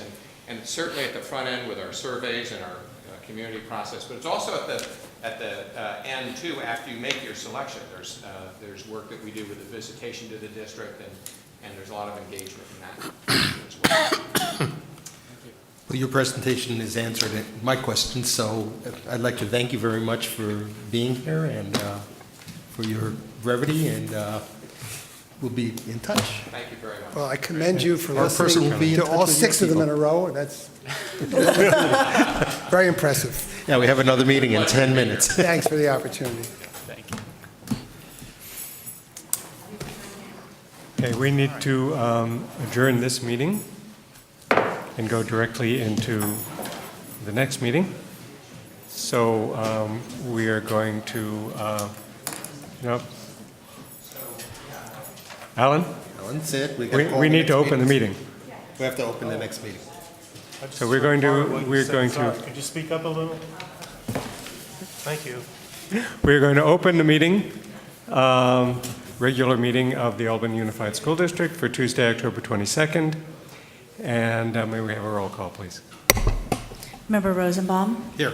Member Maris? Here. Member Lowe? Here. Vice President Knight? Here. President Black? Here.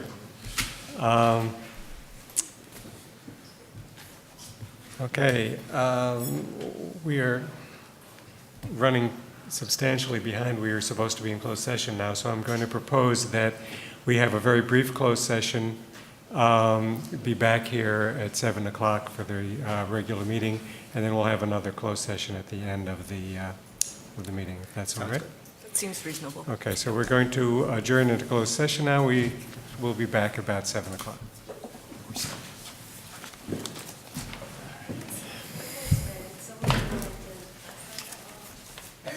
Well, what's up? How you doing?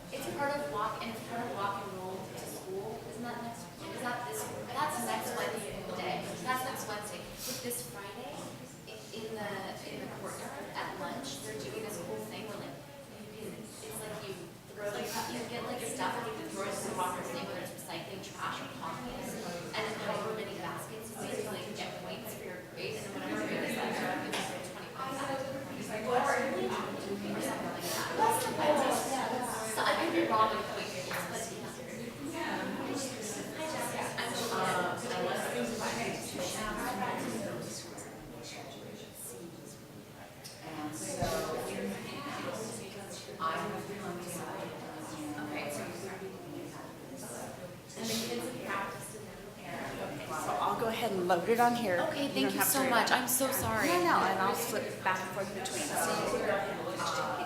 Okay. And some communities have to do that, but that's really exciting that they make smoothies on the back of the piping.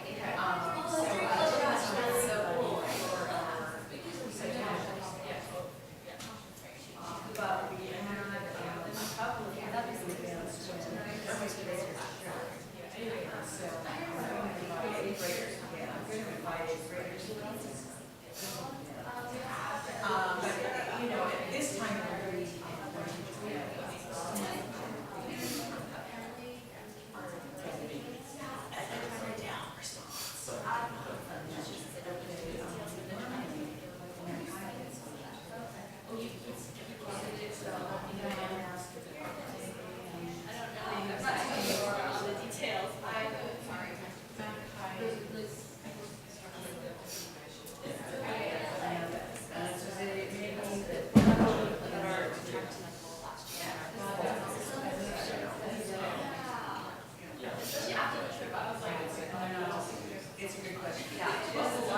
well, ideally, the kids who are together start. If you eventually like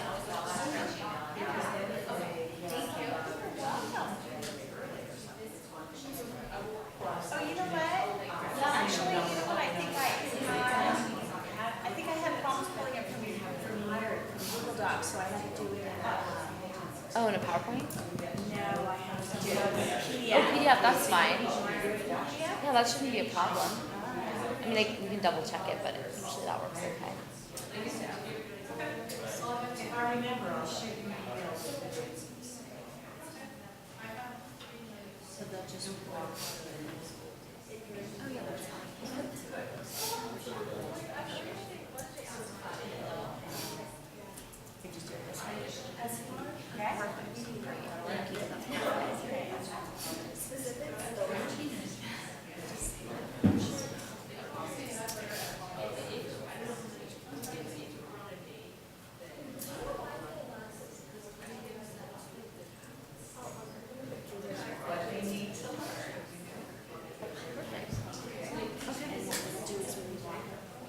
It'll be, we'll just find it. It'll be here. Okay. I will move over. Here. Okay. How are you? Take that to no problem at all. Thank you so much. Okay. Thanks. You're welcome.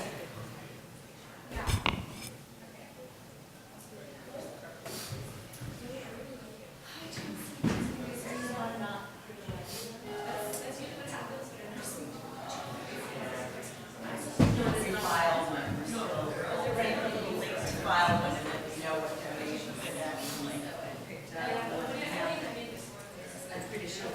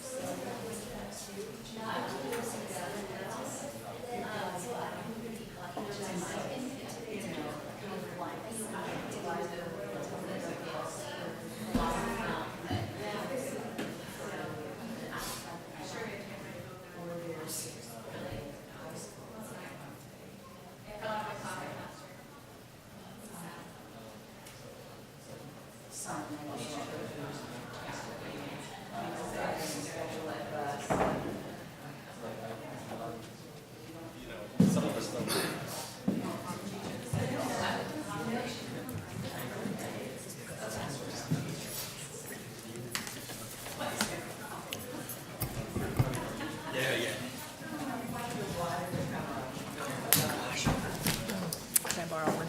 No, I'm not borrow. I'm not going to return it. No, please don't.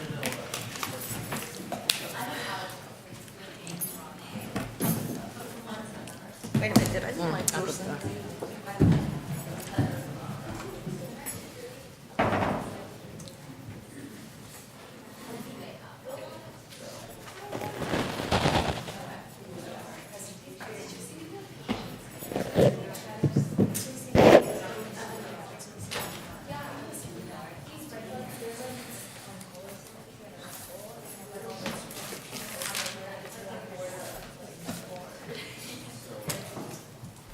Who was your top?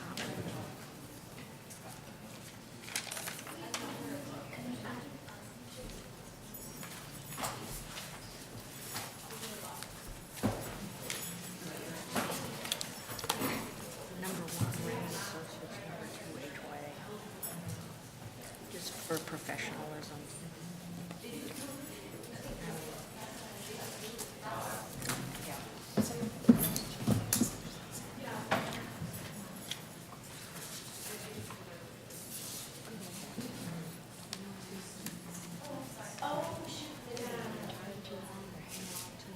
Too far away. This is not the same education system.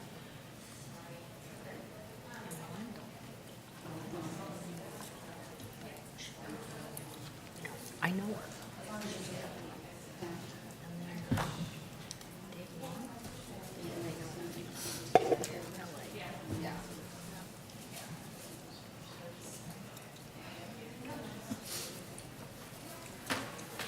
So you were saying there's a way to jump to pages? Someone taught me so well. That's Are you, is this a, do you mind? Go ahead. Oh, that looks different than mine then. Okay. I'm not sure in this case. Because When he was what I do born, oh my God, I is thought, put mine into Goodreader. And once I put it into Goodreader, I am able to John. do this and go to a page. So yours must be different than mine. Yeah, I already asked Brian, and he didn't know how to do that with this, so. Okay, so I'm sorry. I had assumed it was in Goodreader.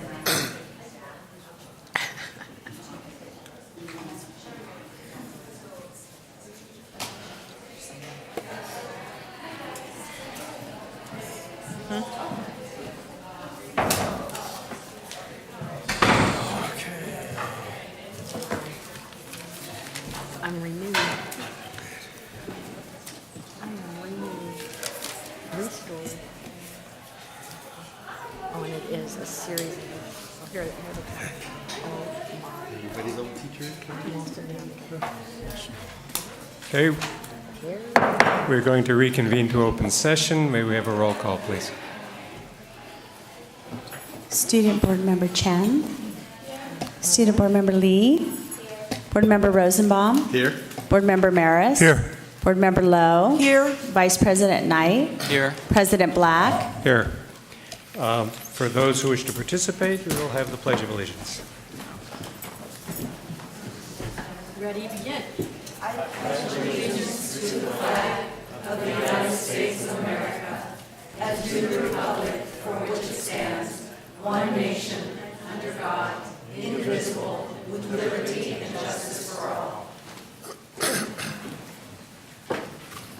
Okay, there was no action taken in closed session. Anybody have any changes they want to make to the agenda? I just have one question about, let's see, item 9E. Okay, we're not up to the consent yet, Alan. We're just asking about the agenda. This is the agenda. It seems as though you're allowing 10 minutes for an item where it seems excessive. Well, then we'll just get through it quicker. Okay, thank you. We do have one change to the agenda. We're going to go back into closed session at the end of the public session because we have more work to do in picking a search firm. Other than that, anything else? I'll move the agenda as presented. I'll second. Oh, with the change that we're going back into closed session? I'll second. All in favor, say aye. Aye. Aye. Thank you. Okay, consent calendar. Does anybody have any questions, comments, changes for the consent calendar? Paul? Pat? Okay, so let's see, is page 85, was that a consent item? Let me take a look. Consent items go through page 98. Yeah, okay, so. But it's not listed. Before we approve the item on page 85, we need to recognize that it should say that the agreement is with Albany Unified Yes. School District, not Old Adobe Charter School. Yes, Okay. thank you. So, that's all. That was weird. I thought we were just changing our name. I like the name. It's a nice name. Yeah. Except the charter school charter part was a part is little, wrong, yeah. yeah. Okay, how many emails did you get about that, folks? Probably one from each of us. Anything else on the consent? I'll move the consent calendar. All in favor, say aye. Aye. And I can second that. If there wasn't a second. Okay. Good move. Okay.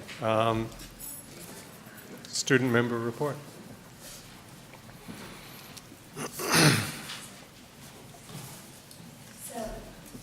Everyone, first of all, class council and leadership has spent the majority of these past 2 weeks discussing logistics and events for homecoming.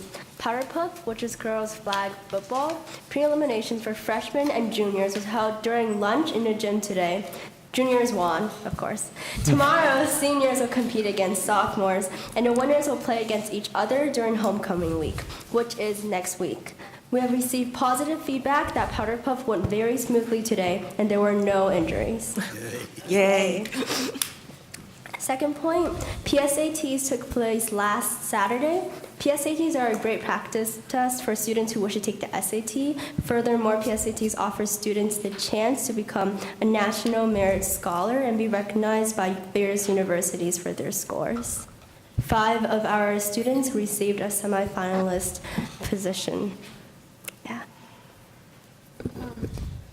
A blood drive will also be held on the 6th of November, and we are currently trying to recruit juniors and seniors to donate blood, and in the past, Albany has been very successful with this, so we're looking forward to this. And also, Albany High School is currently collecting cans for our canned food drive hosted by the Alameda County, and these cans will go towards homecoming points as well as an incentive. Can community members donate blood as well? Especially seniors? We'll need to check on that and give you a definite answer. Okay, is that it? Great. Comments Thank or questions for student board members? Okay. Thank you. Thank you. Short and sweet. Staff reports. We have a staff report this evening on our Build On program, and I think we have a whole group of folks here ready to present. Are we going to get to see the slideshow? Yes, you are. Good evening, everyone. I'm Juliet Radford. I'm the teacher advisor for Build On, and these are 3 of the wonderful members who traveled to Nepal with me, and about 11 of their colleagues, their peers, last spring. So if you guys want to go ahead and introduce yourselves. I'm Michaela Bernhardt, and I go to Albany High School, and I'm a senior. Hi, I'm Legend Liu. I go to Albany High. I'm a junior, and I've been in the club for a year. I am the external sponsorship officer. And I'm Suzanne Becker. I'm a senior at Albany High School, and this is my 4th year with the club and my 2nd year as co-president. And to add to that, this is my 2nd year, and I'm the publicity officer. So we've prepared a little slideshow to show you a little bit about the experience last year and then what they're aiming for this year as we plan ahead and hope to travel to Nicaragua this spring or summer to build a school there. And Juliet, if you can use the microphone. Yes, I'm sorry. So we're going to show you a few slides about our trek to Nepal last spring. And then we're going to be talking a bit about some of our plans this year and some of our fundraising goals in order to fund a school in Nicaragua, hopefully this summer, and we'll do another trek there. Yeah. Okay, so just some basics about Build On, the organization. It is a national organization whose mission is to break the cycle of poverty, illiteracy, and low expectations through service and education. Build On builds schools in developing countries all over the world and runs after-school programs here in the United States. As of 2013, Build On has built over 540 schools in Mali, Malawi, Senegal, Haiti, Nepal, and Nicaragua.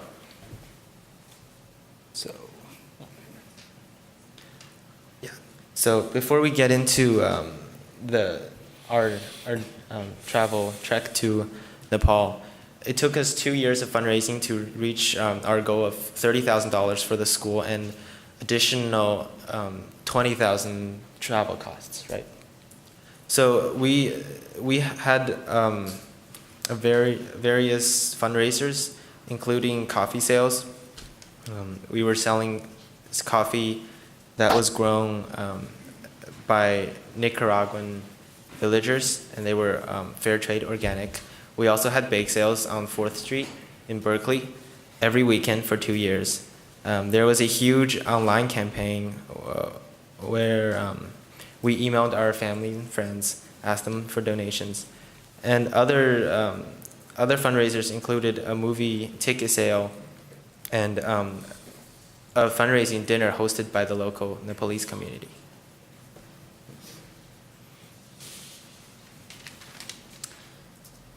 So now I'm going to be talking about our the start to our trip. And what we first started with was what we called the Circle of Trust, and there's a picture of it. So it was basically trying to bring positive, community-oriented, non-judgmental assets to our team, to our trek, and leave behind negative assets to our trek. So everybody came together in a very community-oriented way, and we went on this journey. We flew to Hong Kong and then to Kathmandu, and we bonded through that, but our main bonding process before the trip was on our bus ride there. We flew up to an area called Nepal Ganj, and then we had a really long drive to this village that wasn't even on Google Maps. So, so this bus ride was like, whoa, we're really getting into this, and we all kind of just clicked together and molded into our trek team. So, want to talk about arrival? All right. So after about a 2-hour bus ride, we finally pulled up to the village on the bus. Really just a stop on the main road through the village, but we could tell it was a village because the every single person in the village, including the children, were all lined up to greet us. They'd lined up the children kind of in order of height on either side of all the people. It was and they were all clapping for us as we pulled in. It was very heartwarming to see that they were so excited, just as excited to see us as we were to see them. And we got off the bus. They honored us as special guests by putting red powder called tika on our foreheads and giving us marigold necklaces. Then they played drums and chanted and had us dance with them, and we walked and danced together all the way to the preschool at the center of the village. And since this was the 100th school being built by Build On in Nepal, we had a rather special opening ceremony. The country director of Build On operations in Nepal came and spoke, and the principal of the preschool spoke, and they had us make impromptu speeches, and then we all danced for them. It was quite a lot of fun. Again, very impromptu, and we all felt very honored to arrive there like that. And just a quick side note, 2 of the students who traveled with us are Nepalese from Nepal, and so it was really incredible because there were some news outlets that were there to cover the 100th school the ground being broken on that 100th school, and so they were able to speak to the Nepalese news sources, and they were on the news and published in the newspaper in Kathmandu, so that was very exciting as well.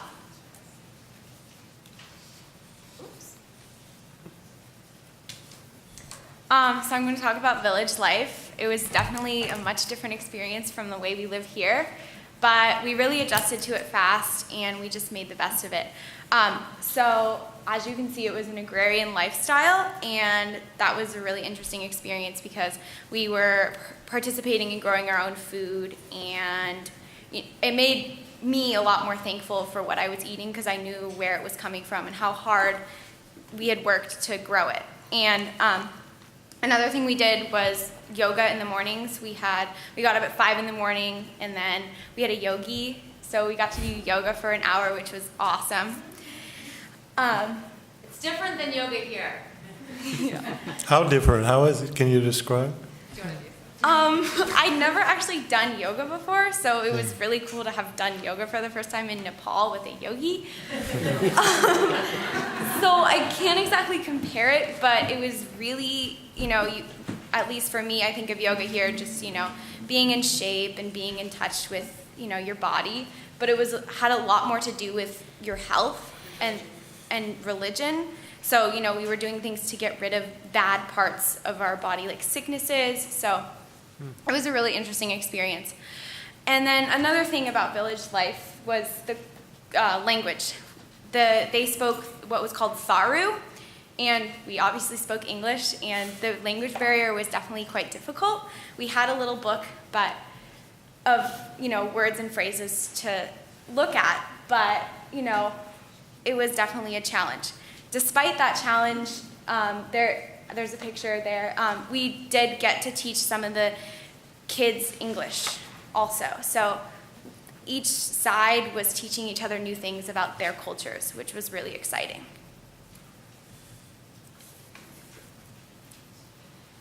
And while we were in the village, we had the opportunity to participate in a bunch of different cultural immersion activities. And these were both organized and spontaneous. So every day, half of the group was on the work site in the morning and half did a cultural immersion activity, and we switched in the afternoon. But those activities included making pottery, fishing, harvesting wheat, and having a Q&A session with the village elders and learning to make rope. If you may have seen in the previous slide, there was a picture of the little clay stove. So we learned how to make, or they tried to teach us, I believe, how to make clay stoves. We made pots and little figurines and things. But that was really a direct experience of what day-to-day village life was like. They taught us how to use their own tools, their own fishing nets, their own scythes for harvesting wheat. And we're very excited that we were learning how to do what they did every day. And some of it was really hard work. For example, the fishing was not the kind of line and pole fishing that we're used to. It's very wide nets. You can see in the bottom picture there, just a wooden hoop with some netting. We were in a pond about chest high, and you'd scoop the net along the bottom of the pond and hope that some crabs or fish would come into the net, pull it up to the surface, and scoop through all the mud. And everyone who didn't have a net was just fishing with their hands. I actually managed to catch a small fish with my hands. It was probably one of the most exciting experiences that I had in the village. Definitely made me feel very good about myself. But then that was the organized cultural immersion, and we also were dressed in their traditional clothing at 2 different points in our stay there, for their New Year's celebration and for the closing ceremony. And both parties, both us and them, were very, very excited to just be dressed up in their traditional costume. They pulled out their well-kept boxes of clothing, laughed at us as we, in their get-up. I'm sure it was very humorous to them, and it was very fun for us as well. And then on a day-to-day basis, as Michaela mentioned, groups of villagers would kind of follow us around and listen to us talking, and we would listen to them talking, and eventually they'd get up the guts to ask us, or use hand signals to try to ask us what we're doing, and we would try to ask them what they're doing. Little language exchange going on there. And yep, cultural immersion.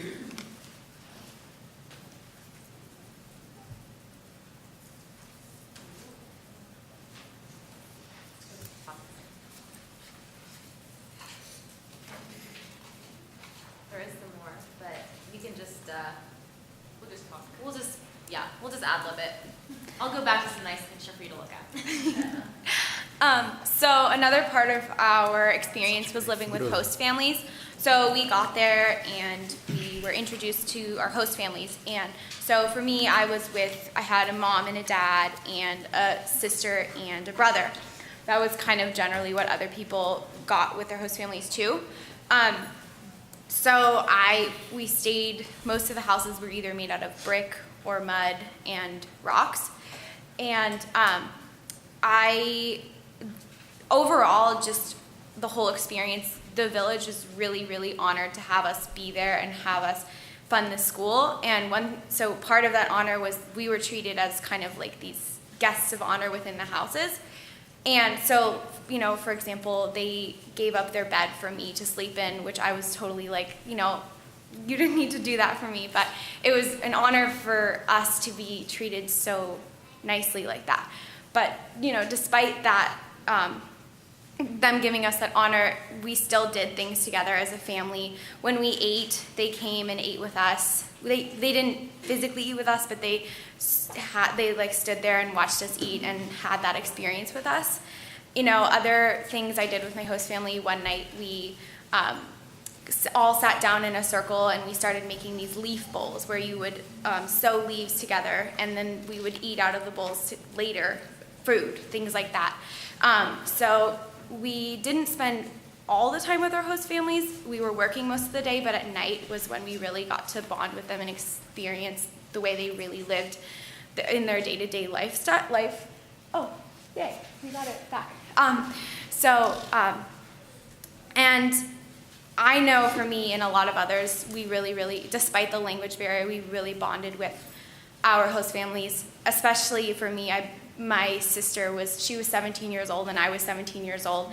And, even though we didn't have the language, we really bonded through dancing. So wherever we went, we danced together, and that was our way of having fun. And so, I will always remember our host families. And, we're so far apart, like 7,000 miles away, but they still remember us and we still remember them community-wise. The principal of the preschool, she took a picture of me and 2 other of our members, and she has it on Facebook as her cover photo. And we're still connected in that way. So it was a really special experience bonding with not only my host family, but everybody in the village. Can you show the last 2 sets of photos, because they're just amazing? Oh, the ones before this? And the one before that. Now let's see. Oh, here, yeah. Okay, here we go. Oh, this is... I just think that's a great photo. So. Yeah, it is. So we actually got to be there for New Year's. It was 2070 on their calendar, and this was us on New Year's dressed in our formal clothing, and we danced a lot.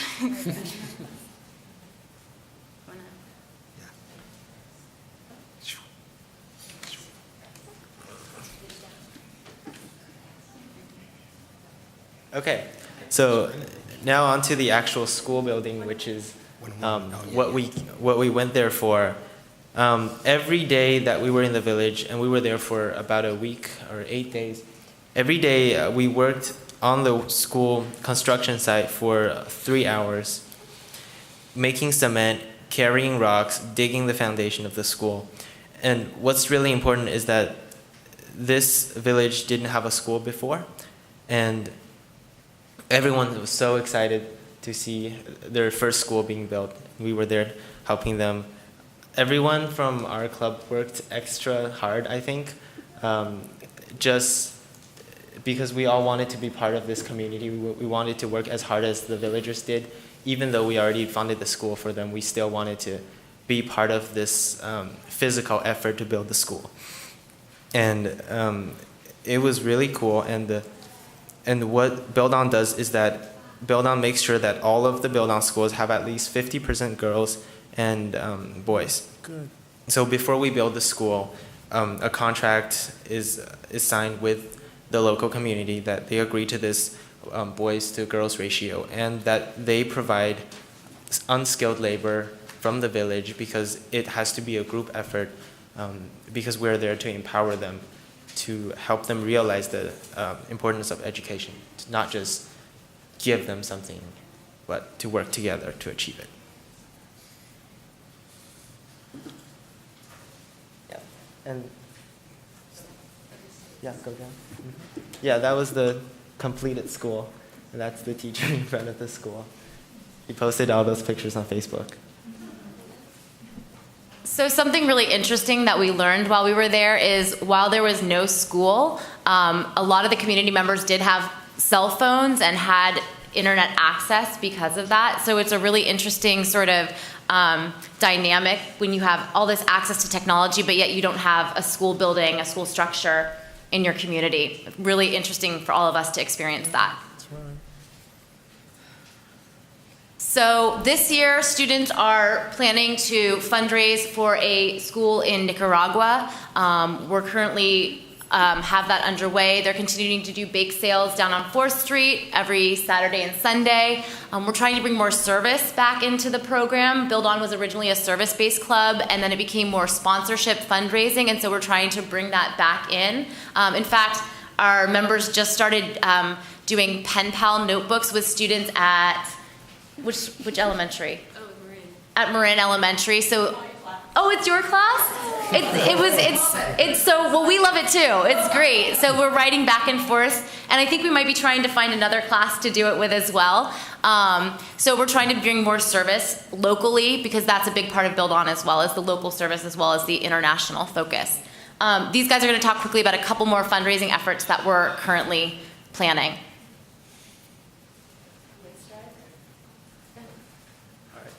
So a couple fundraising things that we're doing. First of all is the online email campaign, which we do every year, and chapters compete against each other in a 4-week time period or a month, and whichever chapter raises the most money gets a small prize. But it's about getting everyone excited and reaching out to their friends and family and even people that they don't really know well to help us in this fundraising effort. Also, another big fundraiser that we're planning to do is an old cell phone drive. So we know that a lot of people in their homes have old cell phones that they're not using, or broken cell phones. We are going to collect those, and we have partnered up with another organization that takes care of these cell phones, and they're giving us 75% of the profit. So, for example, an old iPhone might be worth $100. So, for every iPhone we get that much money. I meant 75% of the profit would be $100. And they don't have to be just old, they can be broken, they could have cracked screens, yeah. So we're trying to do that, and we are planning to put donation boxes in our high school and maybe in, if possible, in a couple other places around the Albany community. Anything else? Yeah. And that's all we have to say today.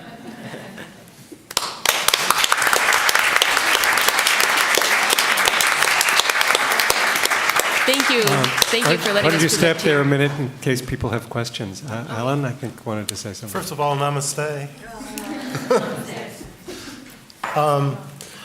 With your success, are you able to recruit other students? What's your ability to recruit other students? I know you had a recruiting effort recently. How did that turn out? It was overwhelmingly successful. We have Club Rush Day every year at the high school, which I'm sure you've heard about from Lauren and Chelsea. But we had a table at Club Rush Day and sign-up sheets for members to sign up. We went through probably 7 full sheets of paper filled with emails, and we almost ran out of space. Our first meeting had way more people than we had desks for.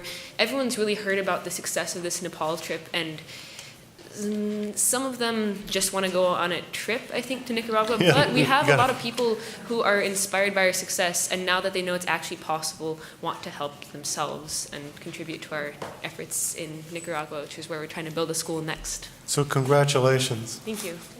That's terrific. Thank you very And the much. cookies are really good, but I really would like to recognize Ms. Chiarella for all the work she's done. And, you know, nobody's going to get past her anyway. Ms. Radford, that's right. Miss Juliet.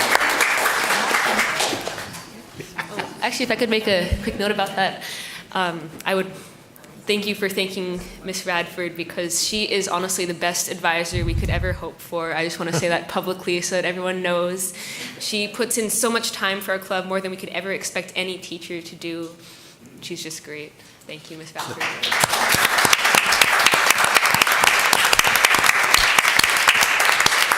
Just another wonderful Albany teacher. We're so lucky. Yeah. And on that note, thank you so much for having us come and give this presentation and giving us this opportunity. We really appreciate it. Thank you.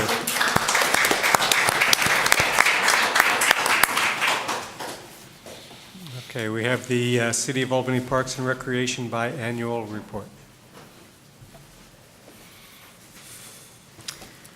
Hi, I'm Aileen Pearson. I don't think I've come up and addressed you since my appointment in January, so I want to thank you for allowing me to continue my service on Parks and Rec. It's my second 2-year term, and I'm really happy to have the opportunity to continue the work that I began 2 years ago. So I sent a report, which I guess I'll just highlight.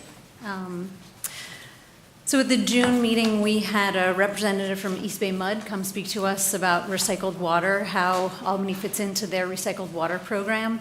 And I'm sure many of you who saw many of you walking by the Ohlone Trail during the upgrades saw the purple pipes, and then same with the Buchanan bike, with the upgrades to the Buchanan bike path. So those purple pipes will deliver recycled water when East Bay Mud continues the path from their facility out to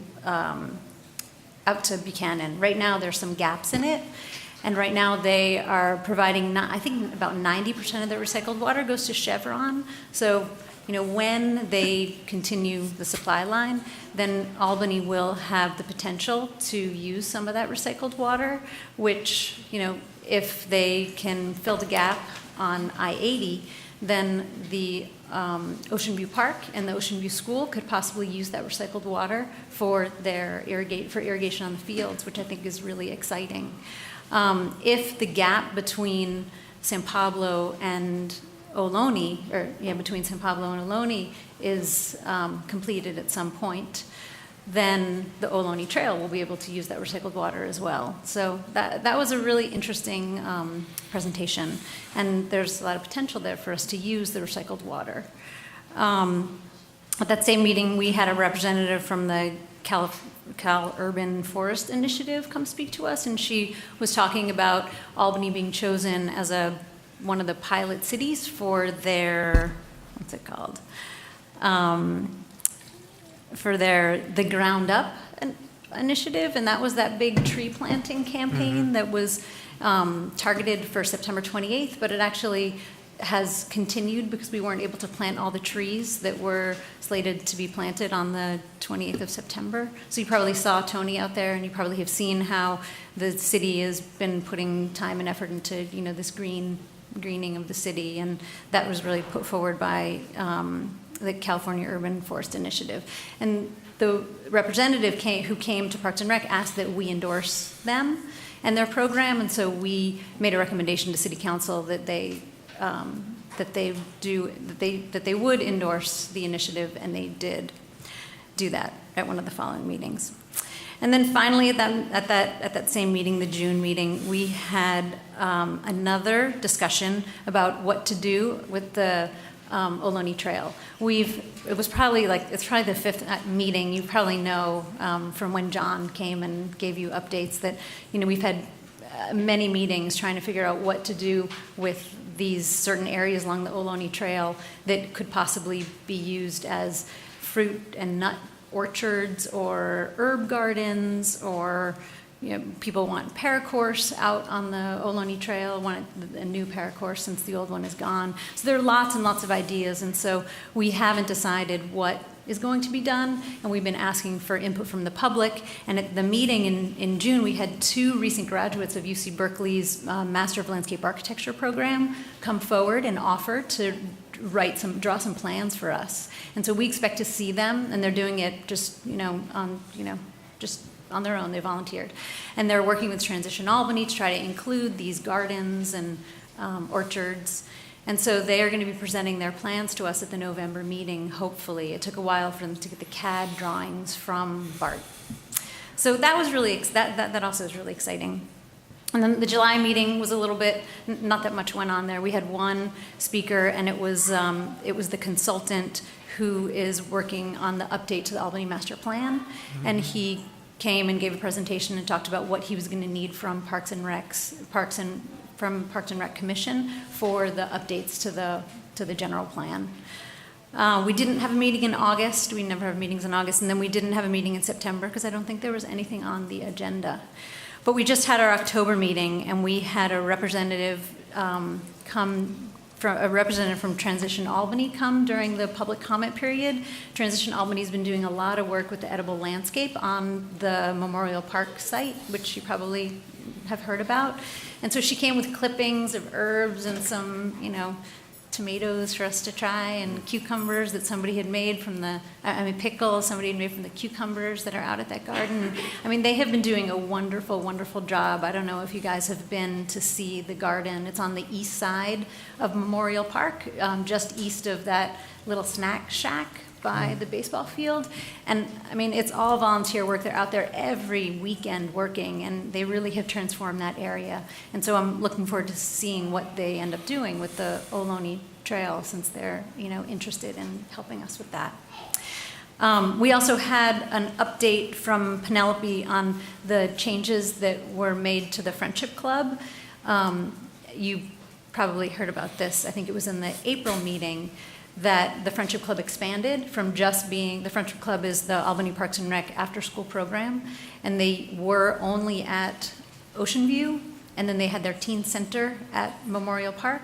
So they restructured, and they now have 2 elementary school programs, one at the where the teen center was at Memorial Park, which serves Marin and Cornell elementary schools, and then the one at Ocean View serves just Ocean View School, and now the teen center is over by the senior center. And so Penelope gave us an update on how that was working. And one of the issues was that they had a waiting list that they could not accommodate.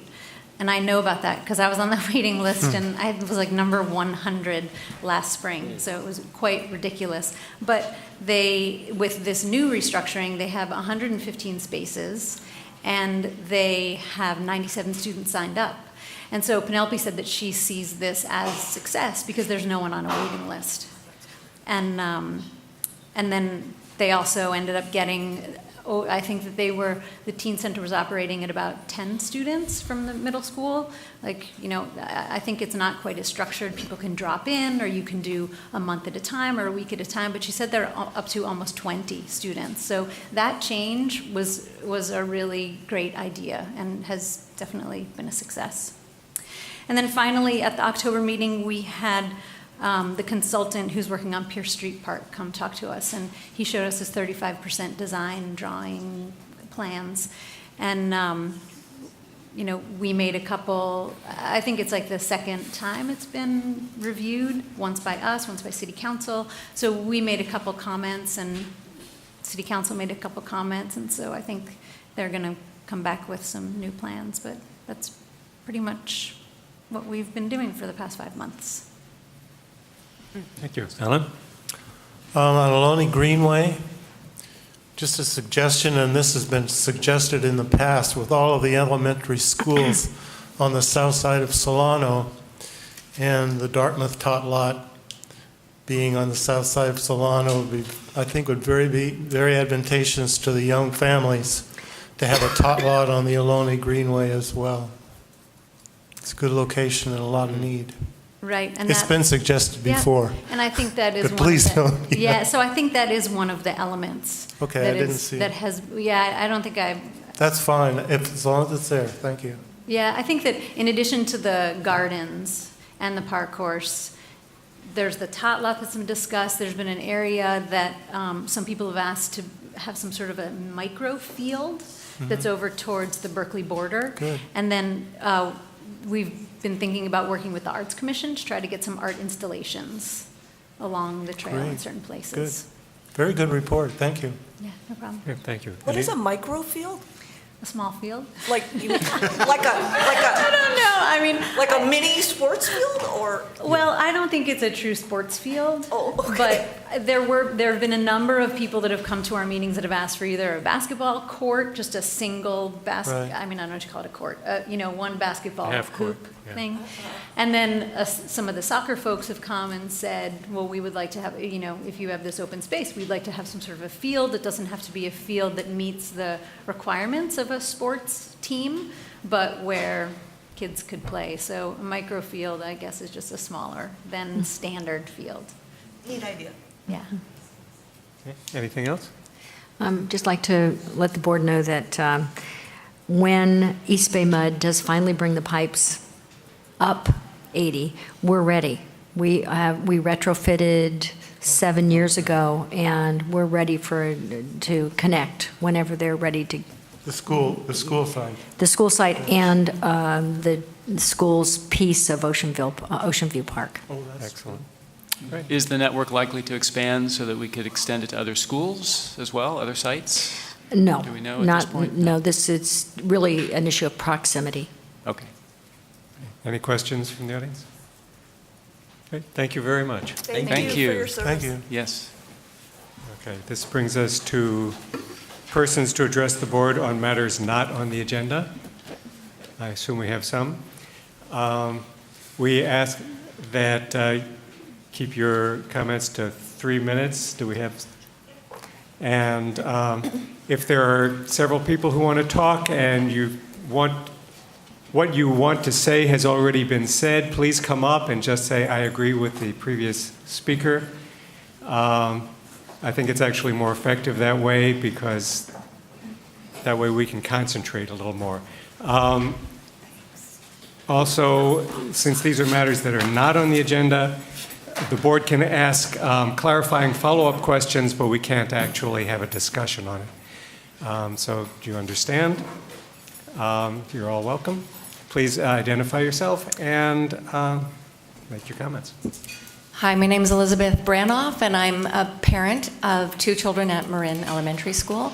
And I spoke last board meeting about the issue of class size and concern that a number of parents have about the class sizes this year, and have been meeting with a group of people at Marin School, parents and other caregivers who are equally concerned.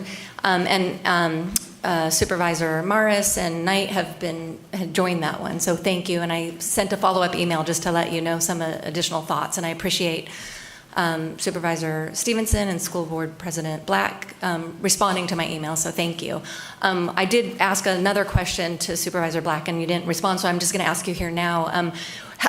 I asked if it could be on the agenda for this meeting. You said there wasn't enough time. So just for my education, I would love to know, how do you get an issue on the agenda, and how long does it take, and what is the process for that? Because I think the issue of class size is actually a crisis. I think it's a crisis right now. I've been volunteering in the classroom since school started this year. I haven't seen classrooms, first grade, second grade, third grade, so crowded, so the kids falling off the carpet, they can't even sit, with volunteers not being able to get all the children. These young kids, I mean, in Marin School, it's really striking that the older grades have smaller classes and aides that the younger grades don't have right now. And so again, I think it's a crisis. I think it needs to be addressed. So I'm asking, how do we get this on the agenda and find a solution as soon as possible in terms of aids if there is additional funding? Right. The process is to submit a request in writing, and an email would be fine. So I've essentially done that? When I sent that email, would that suffice? We can count that as a request. Yeah. And so the agenda committee will discuss it and see what the exact topic should be, and try to get it on an agenda. Agenda committee normally meets week and a half, 2 weeks before a meeting, so there's time to get the agenda together and get the proper noticing out. Great. There are legal posting limits also, so agendas have to be posted a certain amount of time before the meeting for the public to know. Okay. So great. So I'm requesting again, and I will in writing, but that we really place this on the agenda, because I think it's a serious issue, and to see if there is additional funding in the district to fund school aids, classroom aids in the younger grades. I feel like I had another thing to say, but I can't remember what it is right now. So thank you. Thank you. It looked like a written request to me, so. Yeah. Okay. We'll bring it up at the next agenda agenda meeting. We're all taking that very seriously. Great. I'm sure. Thank you. Good evening. My name is Annie Alcott. I'm a second grade teacher at Cornell School. Albany parents and staff received a letter this week from our superintendent, which begins, quote, "Elementary class size is an important factor in teacher and learning, and teachers applaud this statement and could not agree more." Which is why many of us are shaking our heads over the fact that first, second, and third grade classes in the majority of classrooms have 26 or 27 students. And we're shaking our heads over the fact that it's October 22nd and we don't have paraprofessionals in our classrooms. By this time last year, with equally burgeoning class sizes, we had 2-hour intervention aides in classrooms with 27 students. A somewhat arbitrary cutoff, why 27, not 26, 25, we wondered, but in a pre-Prop 30 world, we took what we could get. But that was last year. In the meantime, Prop 30 has passed, and the ADA that comes with larger class sizes has continued to pile up in district coffers. During the summer, it became clear to me that for the second year in a row, my second grade class was going to have more students than my fourth grade buddy class. And during the summer, it became clear to many primary teachers that we would have to scramble for chairs and tables and coat hooks and cubbies for our classes. During the summer, it became clear that our enrollment was swelling beyond our physical capacity. But over the summer, the decision was made not to hire paras. During the first week of school, when primary teachers asked administrators, "I have 27 students again. Are we getting paras?" We were told again and again, no, not this year. Honestly, on our more cynical days, we thought, was there no plan for reducing primary class size, but to just stack the classes and hope nobody showed up? On the first day of school, many primary classes were just too big. Administrators knew it, teachers knew it, parents knew it, kids knew it.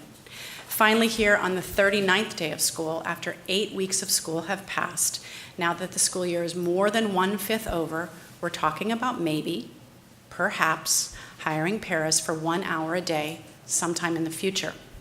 Well, let me give you a glimpse of what it looks like to have 27 children in a primary classroom. Students do not get their needs met in the way that they used to.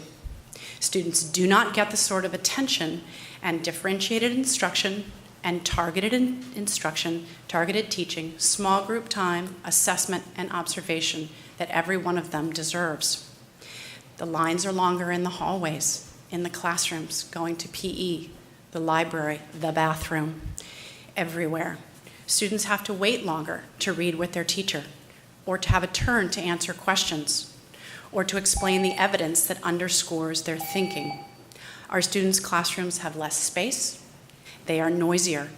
Their teachers have to assess more students, meet with more parents, and cope with an ever larger range of needs, learning styles, skills, and issues. I'm very close to being done.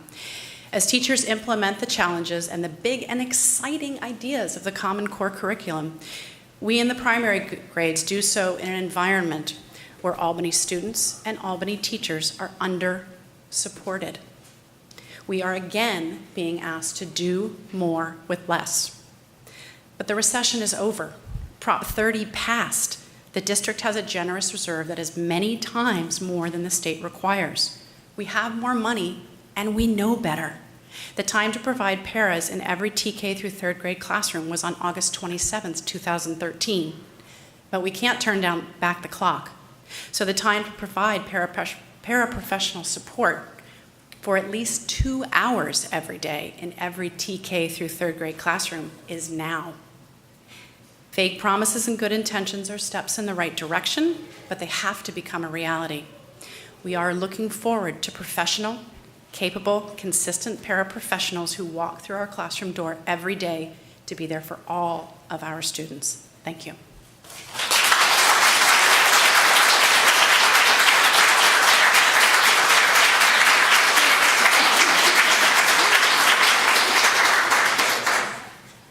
Hi, my name is Ann Griffith. I teach third grade at Ocean View School.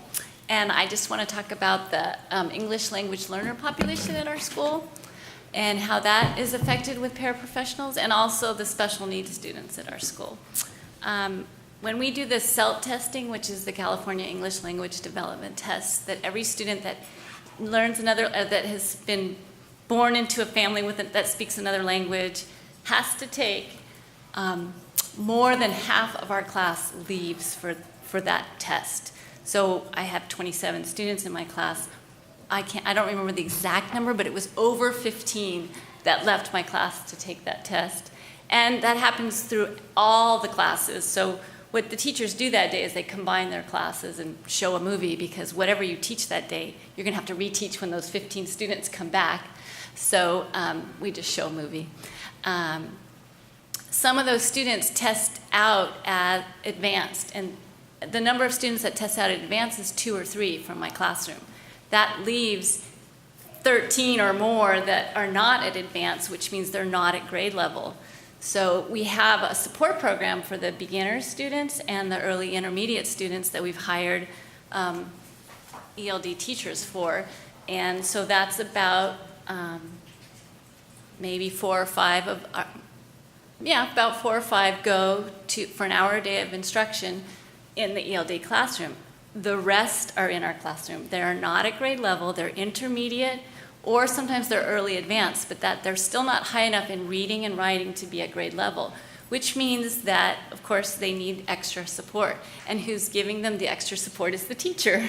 So now with 27 students, and you always have a variety of levels, you also have the added 10 students in your class that are not at grade level for speaking English, but they're also not getting any support from the ELD program. The other issue is special needs students. A lot of them are at Ocean View. We have a high number of students with IEPs.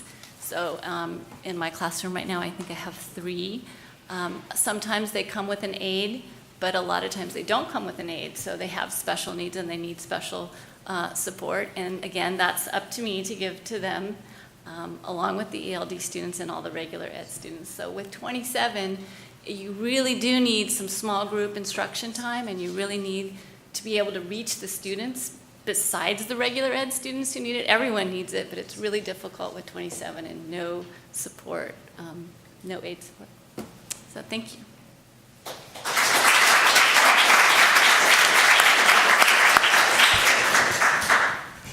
My name is Diane Meltzer. This is my 38th year in the classroom, the last 23 of which have been at Marin School, where I am currently a second grade teacher. I am here representing my colleagues at Marin on the importance of paraprofessionals in our primary classrooms. Research has shown that smaller class size results in greater academic gains for children. California agreed with that research, and in 1996, California implemented class size reduction, and K-3 classes had a cap of 20 kids. Mind you, the 20-to-1 ratio was not a random number, rather it was considered the high end for primary education. Unfortunately, class size reduction was rather short-lived. The recession brought with it an increase in class size.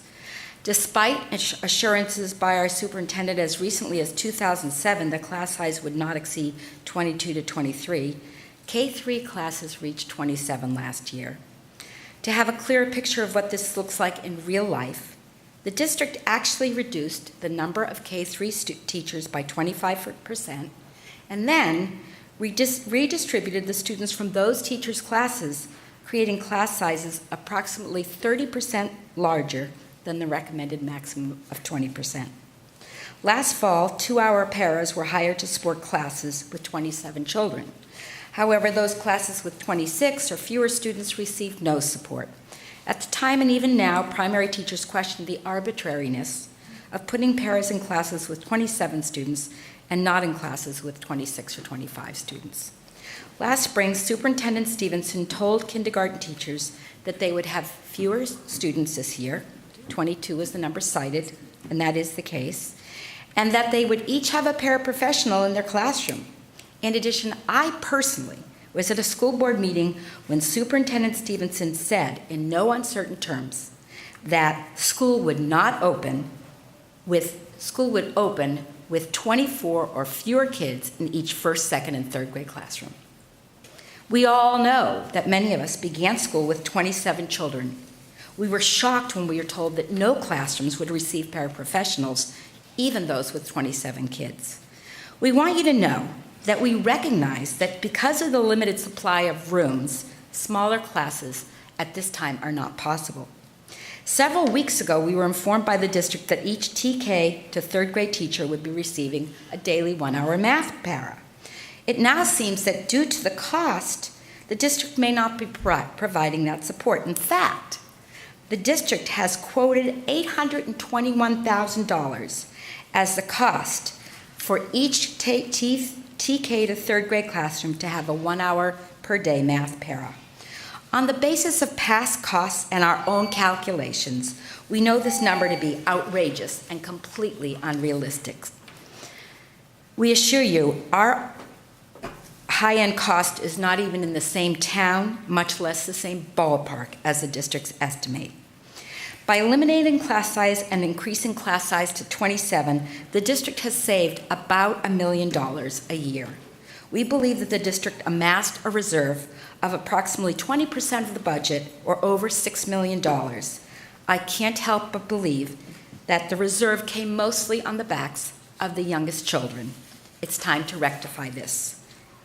Let us also not forget that Prop 30 passed in large part from funding provided by our own CTA dues and by parents recognizing and acknowledging the need to increase funding to public education. We stand with those parents tonight, and together we're telling you it's time to stop saving money. We are not the Bank of Albany. We are an educational institution. We need to lower the adult-child ratio in the classes with the youngest children, not increase or even sustain the money in our reserves. We are requesting not 1 hour of paraprofessional time, but 2 hours in each and every TK to third grade classroom. Albany, so that once again, Albany can compare itself with top-notch neighboring school districts and offer a high-quality education, beginning with the youngest children in our district. Thank you.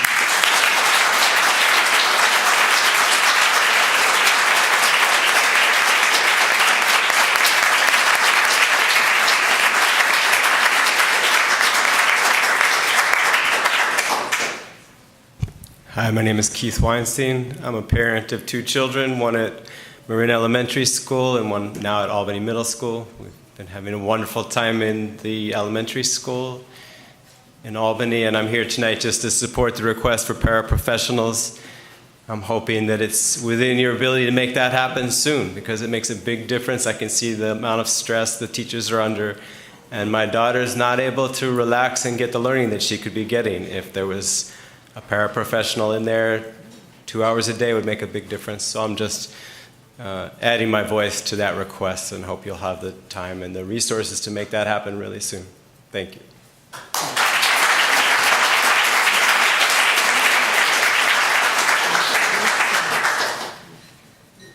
Good evening. My name is Rebecca Long. I'm a parent of a kindergartner and a third grader at Marin Elementary, and likewise, I'm just here to echo the comments already made about the need to get some aides in the classroom immediately. I think it really is having a huge impact on these kids to have classes of this size. I volunteer in both of my kids' classrooms every other Friday, and I have to say I find it both a privilege and a shock to see the extent to which the teachers rely on me to deliver instruction to the kids, and I'm happy to do it, but it's, crazy that we're at that point in Albany where, you're depending on the kindness of parents to show up in the classroom and to do that.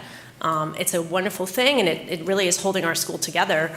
At Marin, I'm sure the other elementary schools have that kind of dedication as well, but it's not acceptable, and I totally agree with the comment that, I understand the goal of being financially responsible, but if there's sufficient funds in the budget, now is the time to spend them on aides.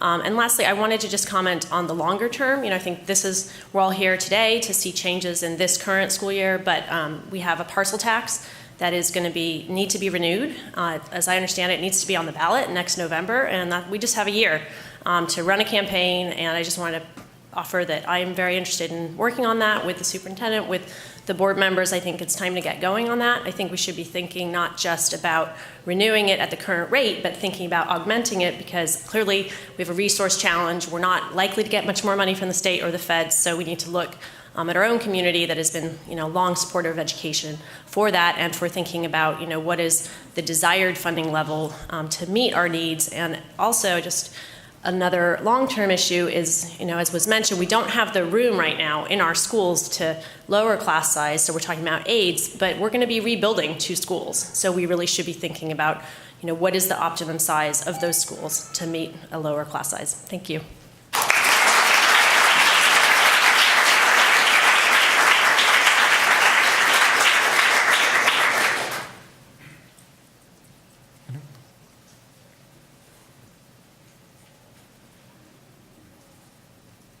Hi, my name is Sep Gadisho. I have a child in 2nd grade at Marin Elementary.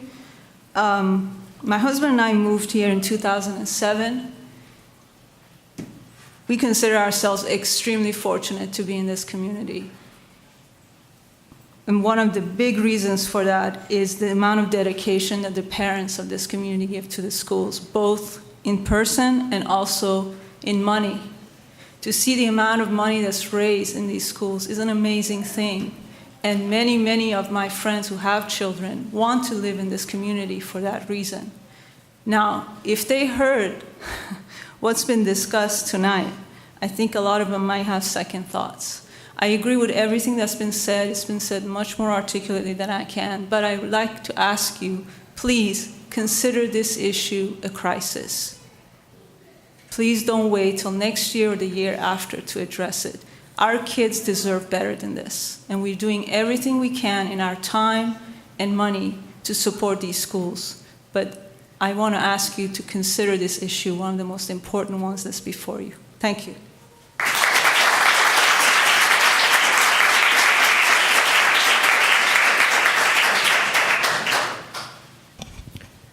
Good evening, everyone. My name is Omar Romero Hernandez. I'm a parent of 3 kids at Marin Elementary School, and I won't repeat most of the parts. I fully agree with what has been mentioned, but a couple of extra items. I was in a meeting that we had in May, and during that time, with all of us, there was a big promise, a big presentation that next year, that means this year, we will no longer have classrooms of 25 people or more, but the promise was taking them down by at least 2. There was that big mention that the classroom will hold 22 students. That didn't happen, and worse than that, I didn't hear any explanation for that. So what's the story with that? Is it always that whenever things happen that way, we have to come here in the next meeting and ask for that explanation? We are here to help also. It's not only to complain, trust me, but it comes to a big surprise that things just went exactly the opposite way. It comes to my surprise that last meeting we all recognized that there was a big issue.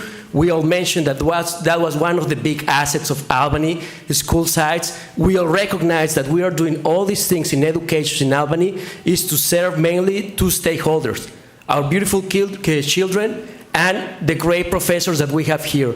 That's what is holding this very strong.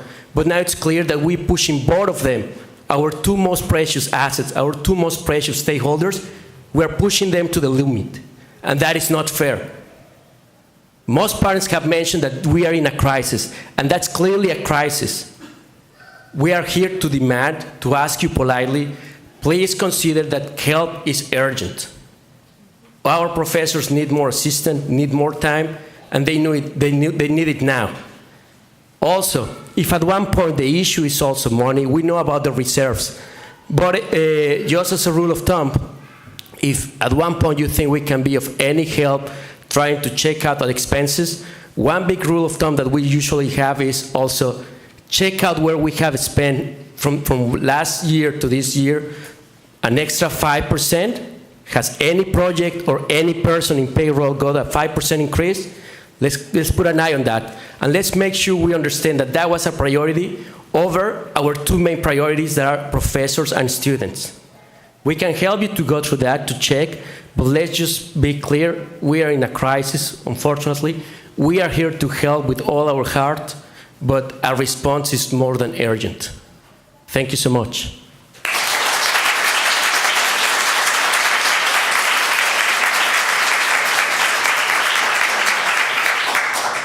Hi, Liz Reimler, third grade teacher at Marin. I just want to say, obviously agreeing with what other people have said, and a couple additional points. When we're talking about 1 hour aid in the classroom, it's extremely difficult, and we're experiencing this right now. It's extremely difficult to hire people for only 1 hour. If you can get that to 2 hours, which is what we need. We need 5 hours, but if we could get that to 2 hours, at least, you will have more people applying for the positions.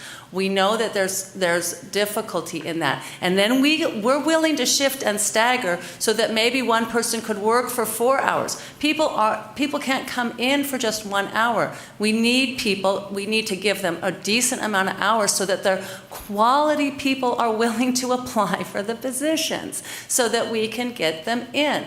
And that is another reason to increase the amount of hours, is so you can get good people.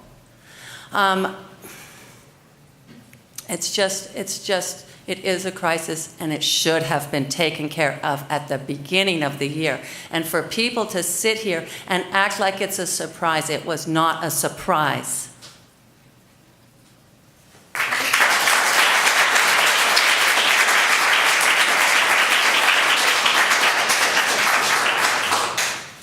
I'm a Marin parent as well, and Diane is our excellent teacher. Just a few points to echo what's already been said. We all, I'm sure all of you, were drawn to Albany because of the school system, the excellence and its amazing reputation. This is a community of families, and that's why we moved here. That's why we bought our house here. I feel like, as has been accurately said, it's a crisis. It's a tipping point. And I hope that we can take this moment and have this awareness before things really fall apart. Albany school system has been a model of education. We all know clearly that teacher-student ratios are critical to learning. We are in the process of jeopardizing the excellent quality of instruction based on the amazing teachers that were drawn to this school system. we don't want to look back a couple years from now, losing these amazing teachers and risk the failing of this school system. The short-term fix of teacher aides is critical and necessary now, but that's not a long-term solution. That's a temporary solution for this year that needs to happen starting next week as soon as possible. But not understanding the details of financing, my basic understanding is that with more influx of more children for each child, there's money from the state, there's a tax base.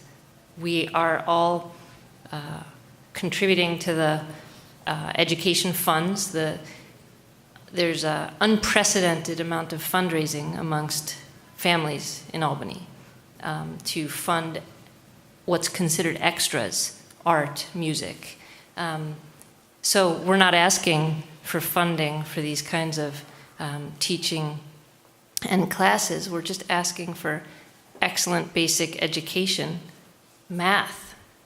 I mean, we need to have a ratio so that kids can concentrate and learn. So long term, if it's a question of building new classrooms to accommodate class size of 20, to accommodate more classes, to hire another teacher, it has to be done, and it has to be planned for starting now for next year. But I certainly hope that there will be a response to these requests urgently. Thank you.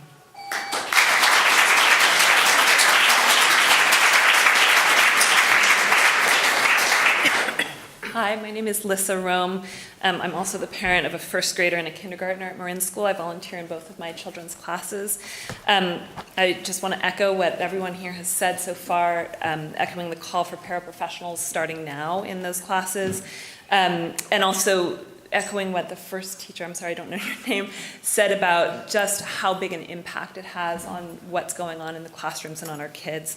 I wanted to add really quickly that in the long term, I hope that the district will realize that having such large classes is doing a great disservice to these kids and their teachers and ultimately to the schools. Classes of this size really threaten to undermine the district's excellence. I appreciate that this is a really complex issue. However, I believe that bringing down class size should be a top priority. I hope that this year's first and second graders and third graders won't continue to be crammed into their classrooms for the remainder of their elementary school years. I would rather Marin be a larger school with 4 classes per grade than for my children to continue to be one of 26 or 27 students in their classes. Finally, because I have a kindergartner this year who has the same kindergarten teacher as my first grader did last year, I've seen what a big difference having a smaller class size is making for this year's kindergartners.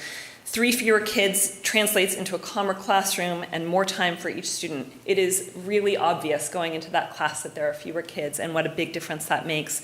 So I hope that the district will keep these smaller class sizes for this year's kindergartners as they move into first grade and beyond. Thank you.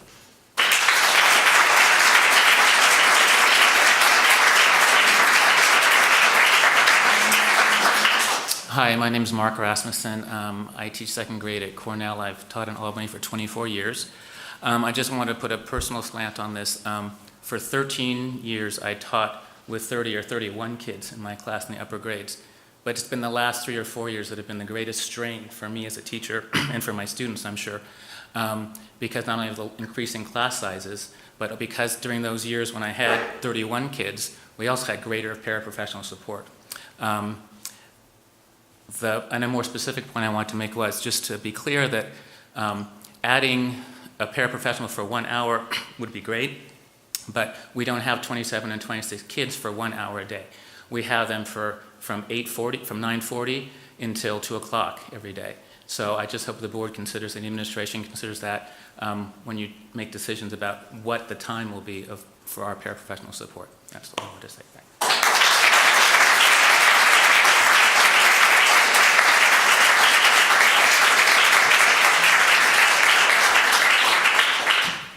Thanks. Anyone else? Will this be part of the agenda for next time? We will try to put something on the agenda for the next meeting, yeah.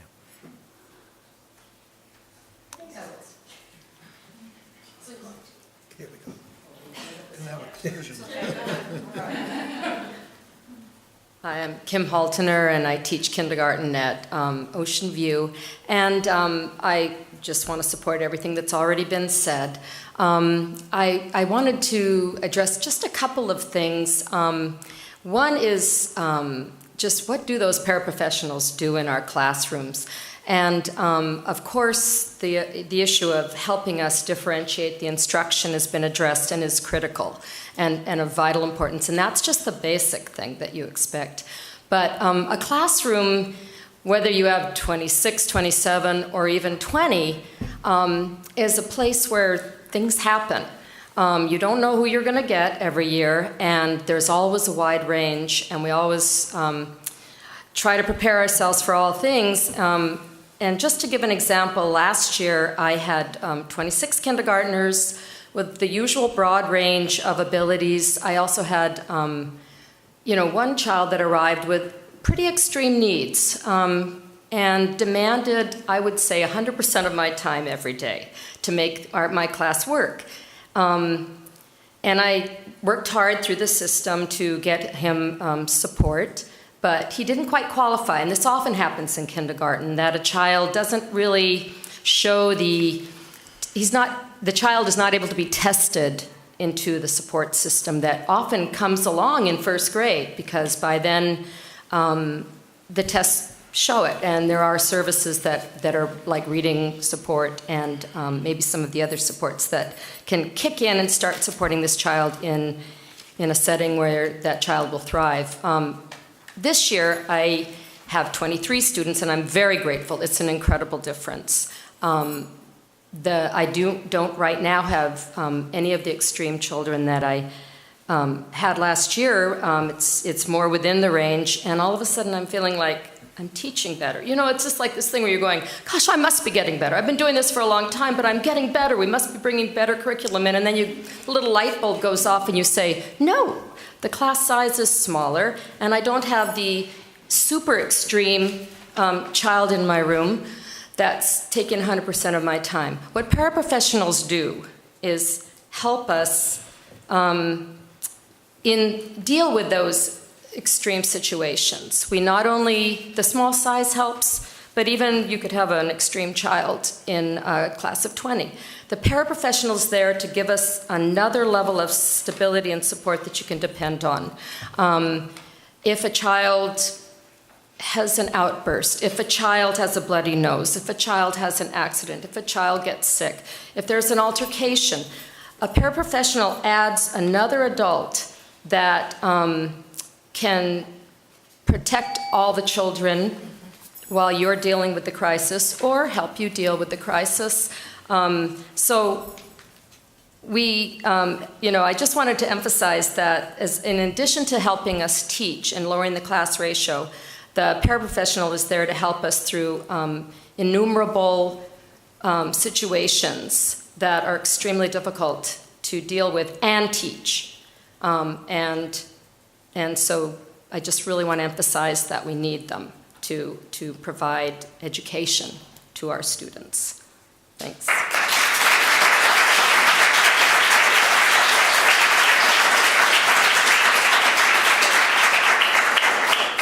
Thanks. There was someone else who wanted to?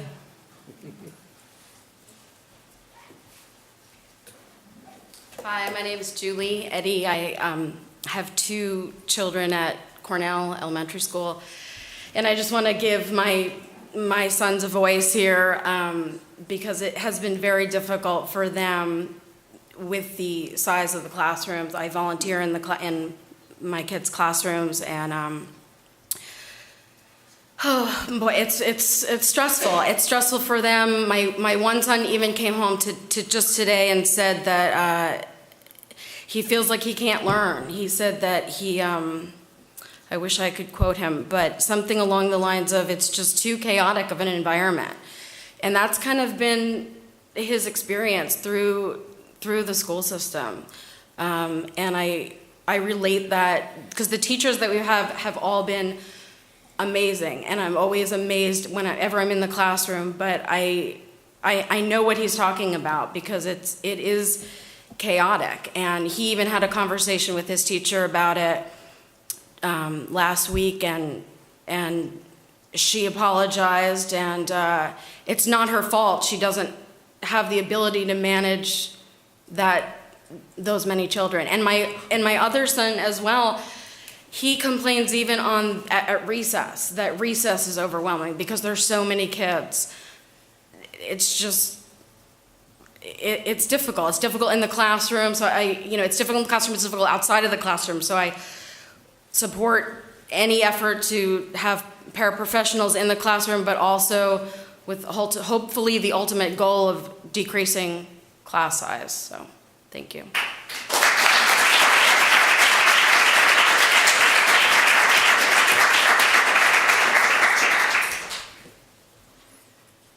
Hi, I'm Tamara Keller. I have a first grader at Marin.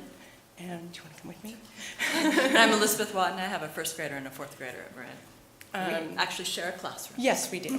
So we want to echo everyone else. And I've been volunteering on Fridays, helping with folders and stuffing, and the sensory motor, and also science. And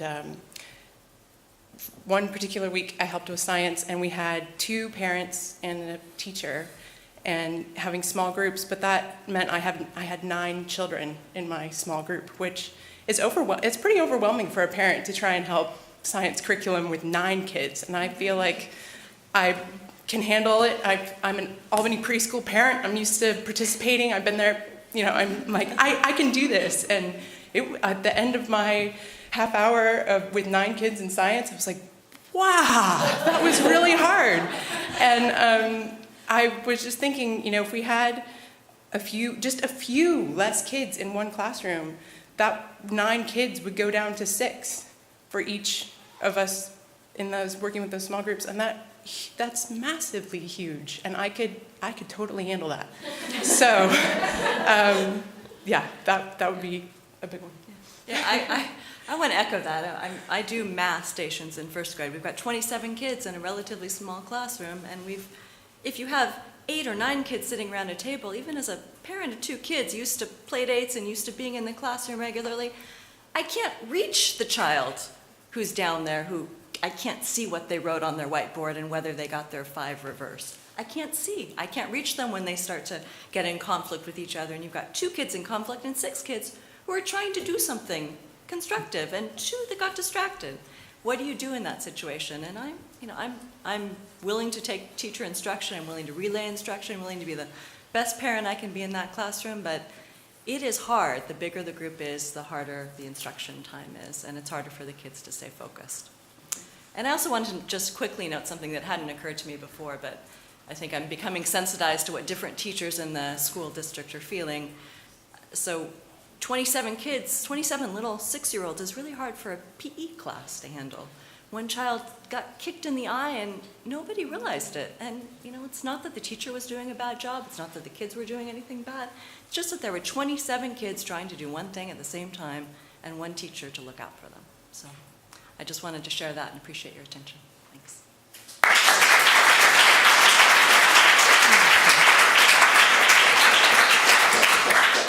Carrie Dunnigan, Marin School and ATA.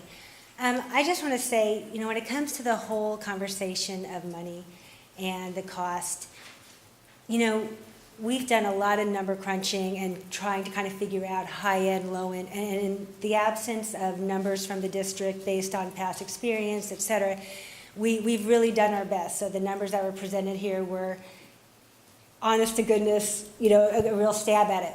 But to try to look at it at its most basic level, when we were talking with the superintendent last week, we were looking at the range. The low end for a paraprofessional is $950. The high end is $1,628. You top the 15% that our district costs. So even if we're talking about getting a high-end paraprofessional, which at this point in the year and finding that, it's going to be very hard. But if we were to get that, we'll add that 15% and we'll even round up to $20 an hour. If you even then consider that some of those may want health care costs, and most are not going to, because if you look at the percentage they would be working with the amount they would have to pay, most people are not going to pay out more in health care costs than they actually are taking home. So those are the numbers that we've just had to kind of play with and work with. But when it all comes down to it, what we're really looking at is a paraprofessional for 1 hour is less than a child's ADA. For 2 hours a day, it's 1 to 2 children's ADA. And again, that's based on the numbers that we're trying to work with and trying to understand. But now that we're at 27, and we've talked about how all the children come with money, to break it down to a simple, a two hours para a day could be covered with 1 to 2 children's ADA seems reasonable. And it would go a long way into supporting teachers into doing all of the things that they're trying to do to provide a really fabulous education.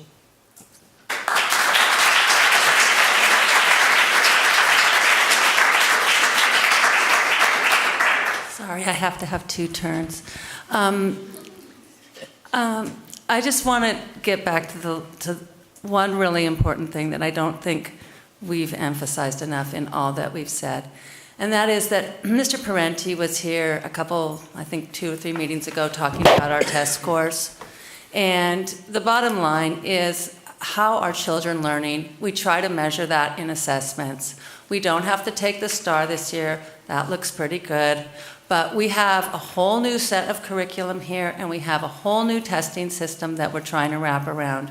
And the fact that at K3 now, we're last year and this year, we're, yeah, it's stressful on us, but that's not what it's about. It's about achievement. Are children going to be achieving? And they can't be achieving if they're feeling overwhelmed and crowded, and they can't be achieving if their teachers can't help them get to the concepts.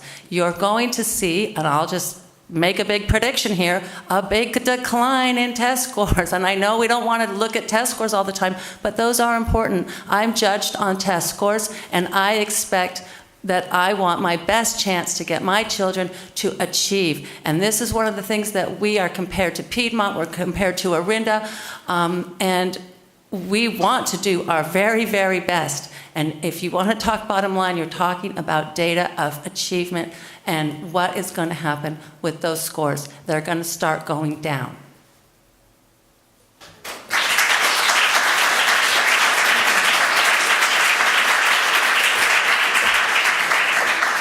Hi, I started out tonight by saying I spoke last 2 weeks ago, and several others joined me in speaking out on this issue and calling a meeting at Marin School and sending 2 emails out, or an email out.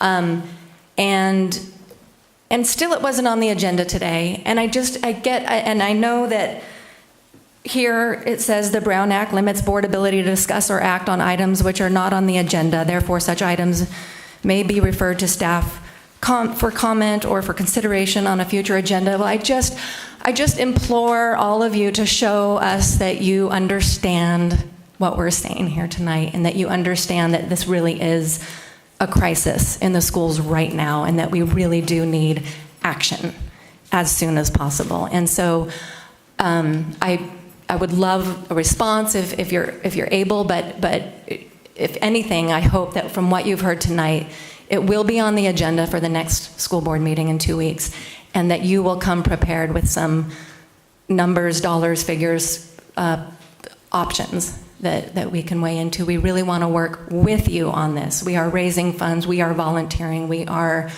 doing as much as we can, and we hope that we will be able to work with you on this starting. So at the end of the meeting, we have board and superintendent comments, and some, or maybe one or some of us might actually make that motion to, it takes 2 of us to put it on, or a parent. So if you want to hang around till 9:30. I think it'll be later than 9, more like 10. Or 11. Yeah, but yeah, we do have your written request to put it on the agenda, and we will, there will certainly be something on it. I can't say exactly what the name of the item will be, if it'll be a staff report or what it'll be, but it will be on the agenda, and we certainly hope you'll come back to hear it and comment on it at that time. And thank you. And it sounds like some figures need to be brought, some financial figures. It would be helpful to move this forward as quickly as possible. Thank you.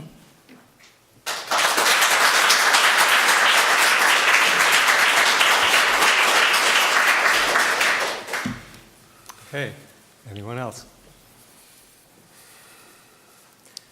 Thank you all very much for coming here tonight. The board really does like to hear from the community. It's important we hear what your concerns are, and we will certainly do what we can to help. Thanks. Okay, that brings us to review and discussion item, proposed new board policy 6178, career technical education.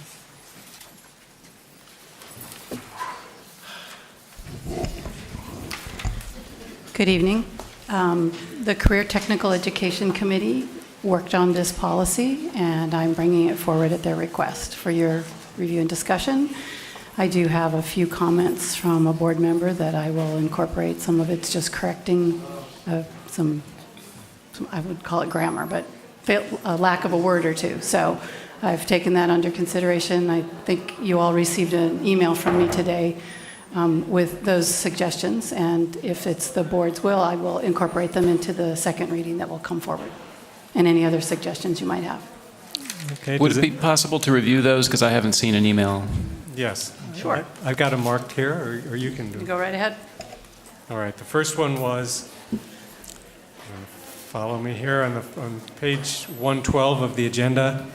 The first paragraph, where it says the district's CTE program shall be designed to help students develop the academic, career, and technical skills in a real-world economy, and I suggested that should read, and technical skills needed in a real-world economy.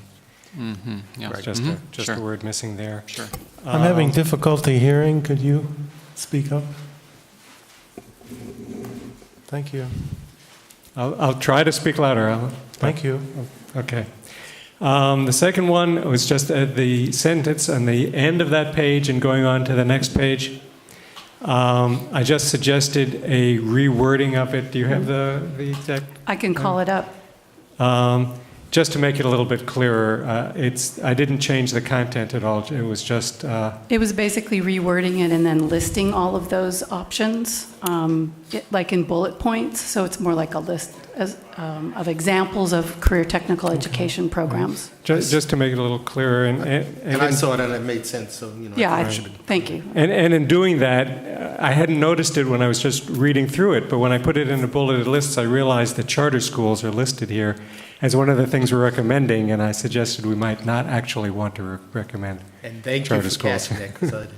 And I thought that the committee had caught that, and we had omitted it, but it didn't make it into this particular edition. So I appreciate that. And the last one was one of those things that typically I'm the only person who picks on, but I have it highlighted. Right there's a list near the end. Superintendent designee shall develop partnerships with local businesses and industries to ensure that course sequences, career technical and integrated. Now here's a list of plural items, and curriculum is singular, so I said it should be curricula. It's just Latin endings. Most people don't pay much attention to, but it bothered me. That was it. Great. It's somewhere here, I don't remember. Yeah, I don't see it either. But yes. Great. Well, I was very happy with this. So thanks for the Right. details. Right. As for the basic content of it, I had no problems with it.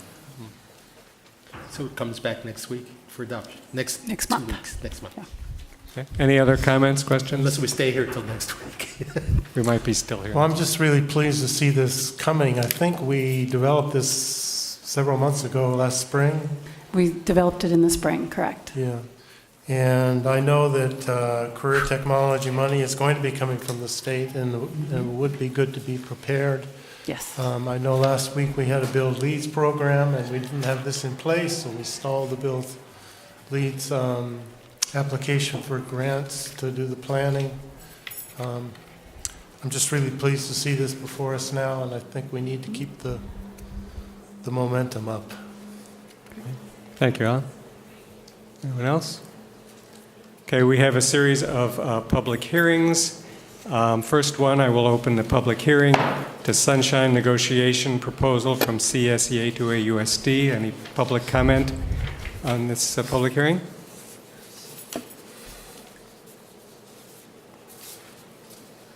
Hi, I'm Susan Adams, president of CSEA.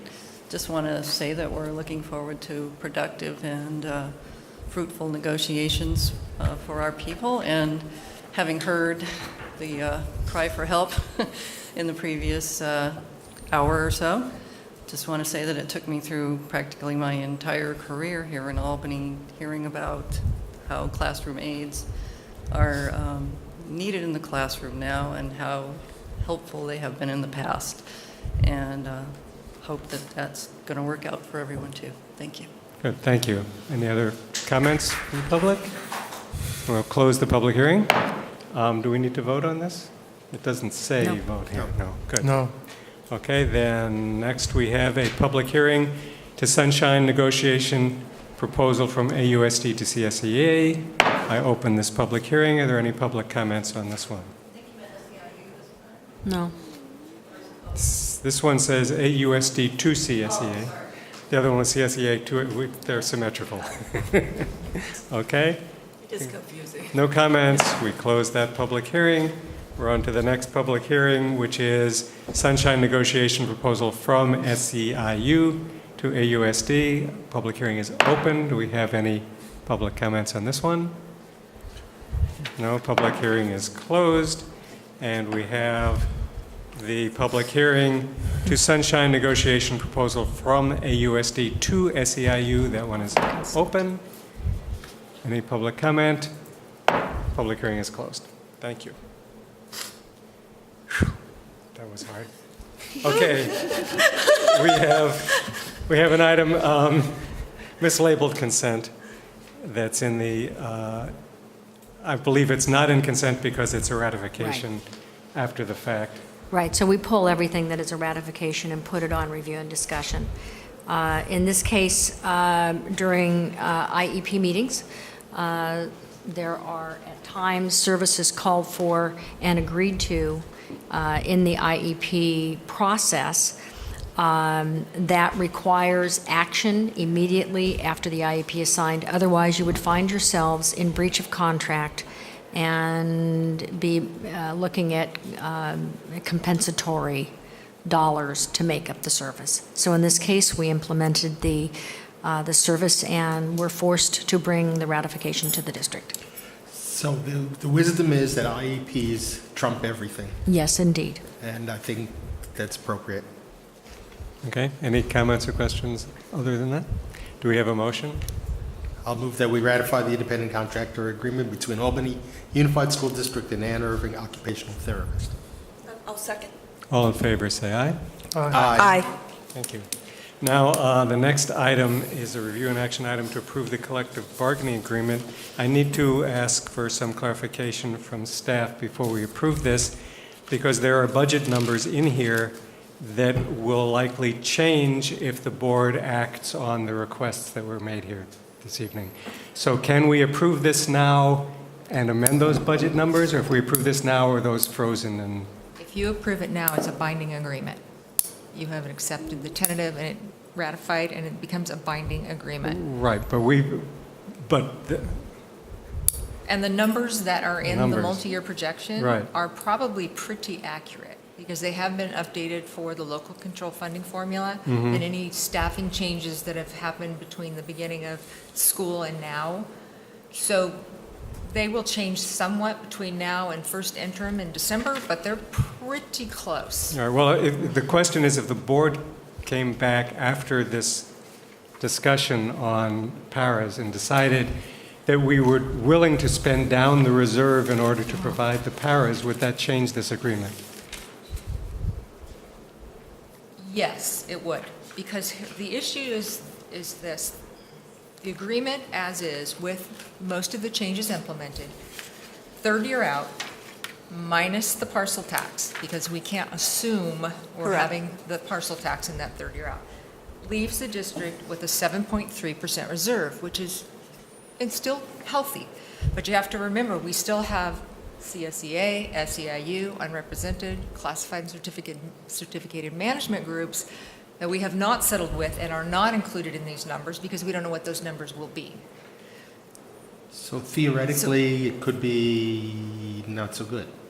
Theoretically, it could be not so good. If you depending on how the other groups fare, and if you opted to do paraeducators first, you could be driving down the reserve to the near minimum, and then you will be out of cash to deal with any of the other groups.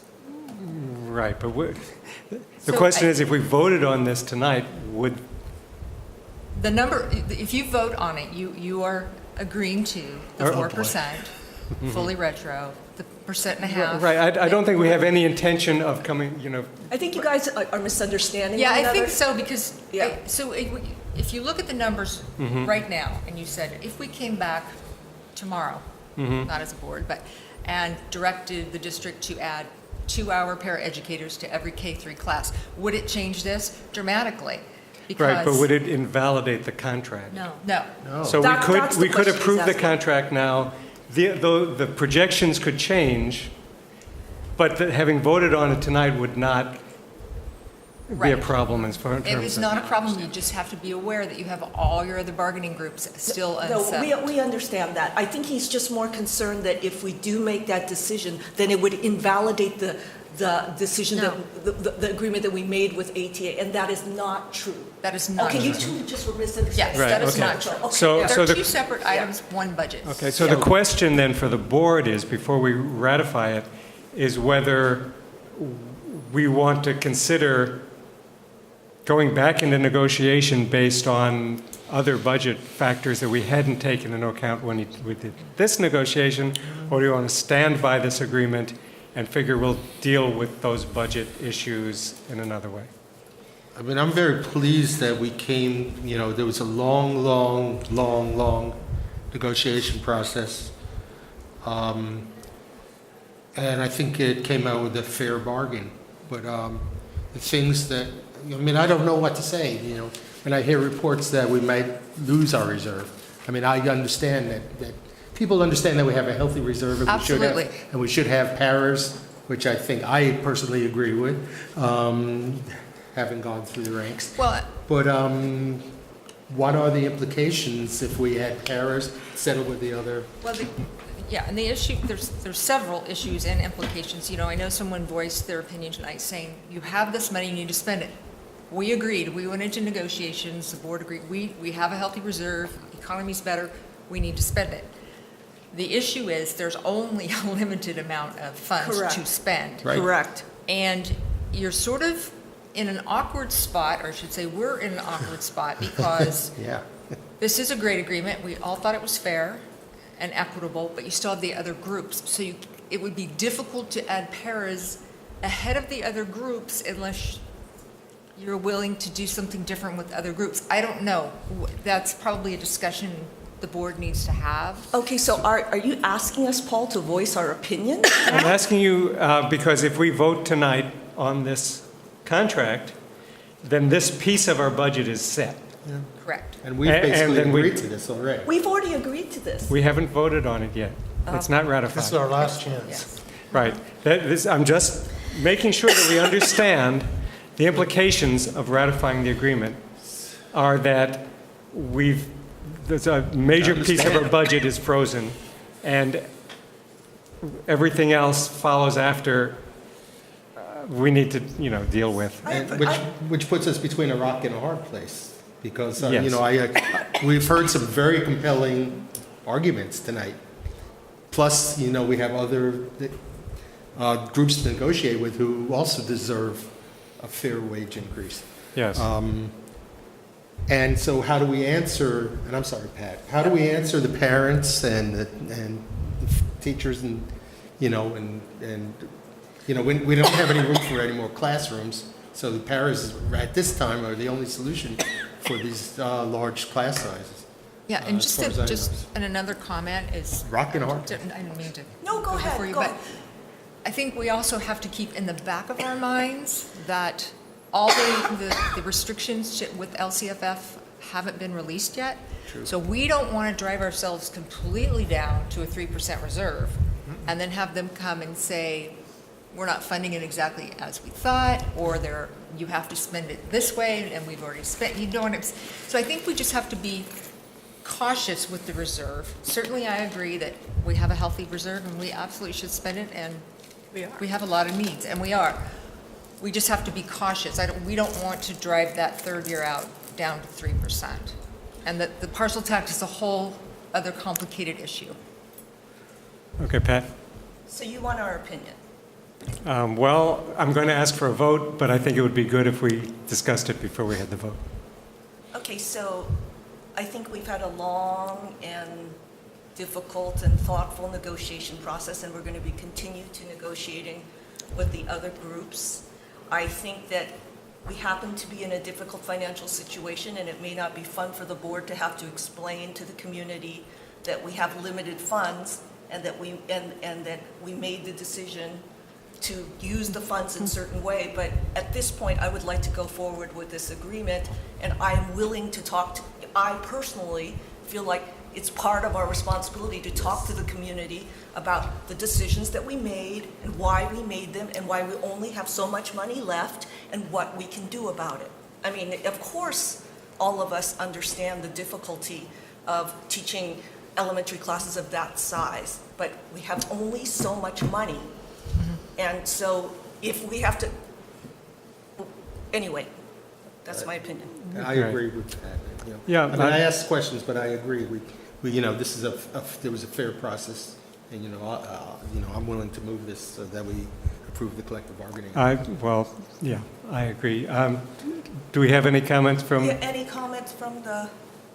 Do you want to weigh in on this, or? You had 2 chances already. No, you need I to think come you up to the should mic. come up to the mic.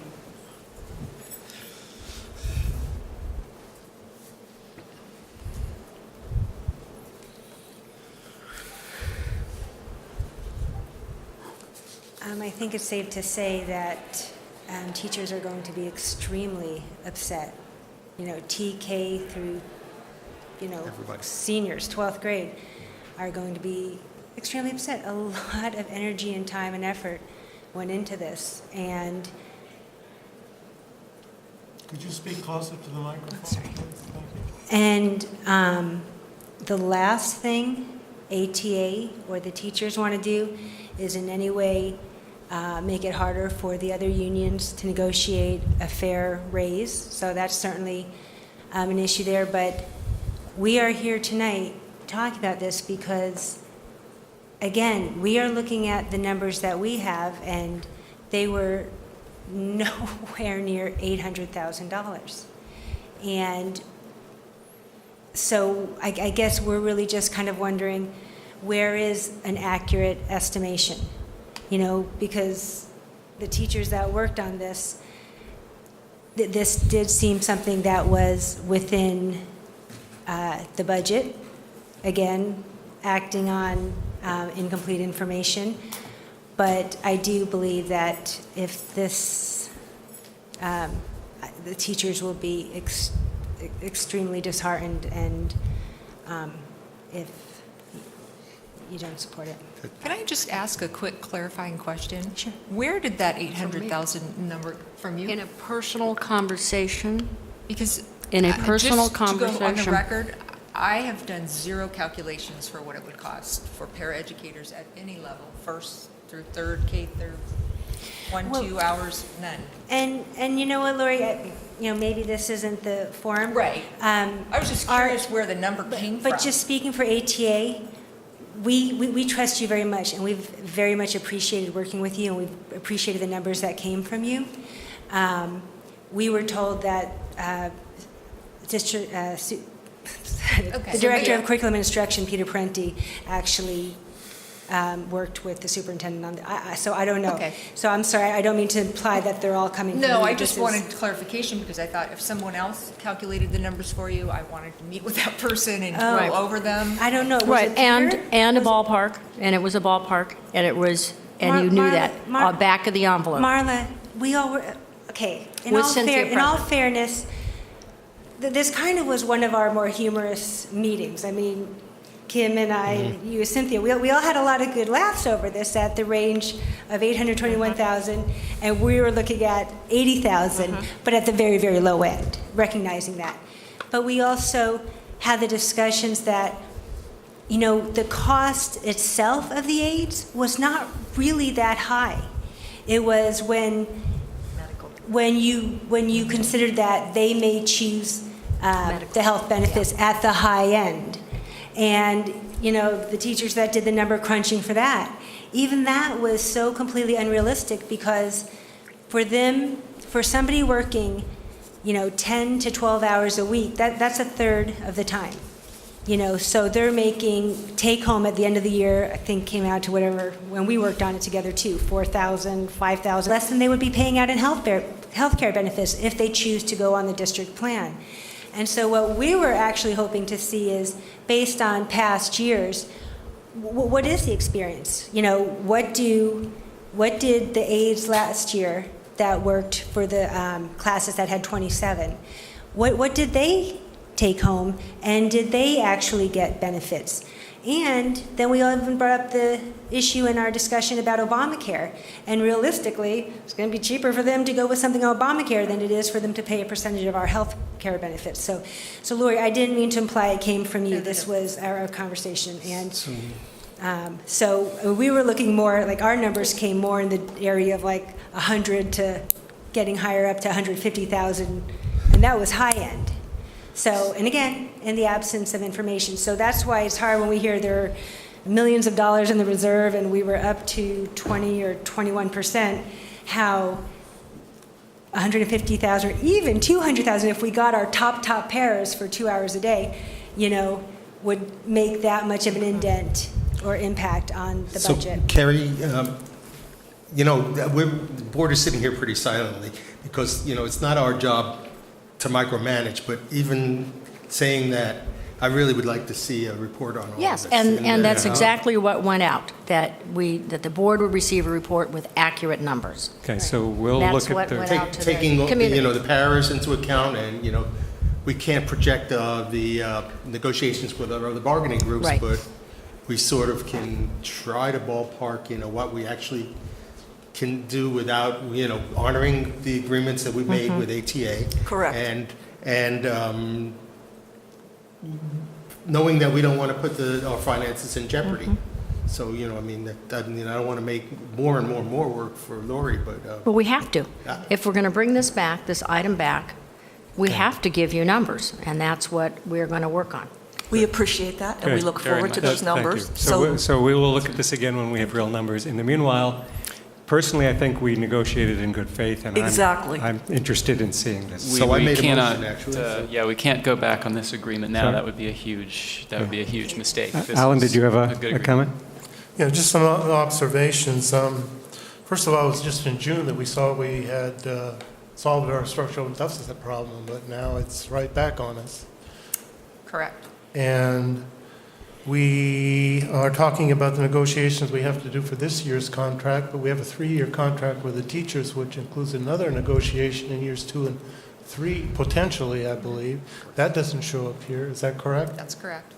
It's the ongoing, for the 4% is So we built could be in looking at- ongoing, but I mean, we're coming gonna back be- next year now. Yeah, We're going well, to be facing the challenges of a potentially much worse situation than what we're seeing right here. we But could... 4% is 4%. If I may finish, Mhm. Johnny. I think the teachers deserve a raise. I think they haven't had a raise for so many years, and we've got to find a way to give them the raise as well as solve our structural budget deficit problem. A parcel tax is potential, but we have a lot of work to do. Yes, we do. Thank you, Alan. Ron, did you already make a motion? I tried to. So I move that we approve the collective bargaining agreement with the Albany Teachers Association. I'll second that. All in favor, say aye. Aye. Thank you. The agreement has been ratified. Yay. Okay, we are now going to adjourn into closed session to discuss the professional services firm selection. Oh, we're done? No, wait. I'm sorry, I didn't mean to interrupt you. I'm tired. Go ahead, President. The next thing We still have another item. I guess that's the one we're... Right. The last item is the professional services search firm selection. We're going to go back into closed session, and we will come back either to report that we've chosen a firm or that we're going to schedule another meeting to announce the decision later. So at most, we will take another half an hour. So we'll be back here by 9. thank you for your indulgence. Maybe the student board members should be excused. Yes, right. Our student board members may be excused. Student board members may be excused. You don't Thank have- you for you don't the have to wait wonderful for us. job with the timer. Because Jackie has so much to do. You were very helpful, board member Chelsea. That was really great. No, Cynthia and Peter and I just gave them a ballpark number. I know. Oh, thank you. Right. I think you're right. So we're coming back out here. Okay, I'll just leave my jacket. There's like less than 10 days, and like my heart is like doing this right now, and yeah. Bunch of nervous people. And if you really love a school, why would you hold back?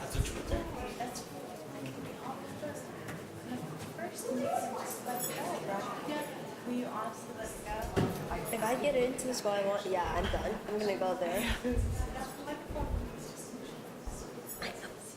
Senioritis, sleeping.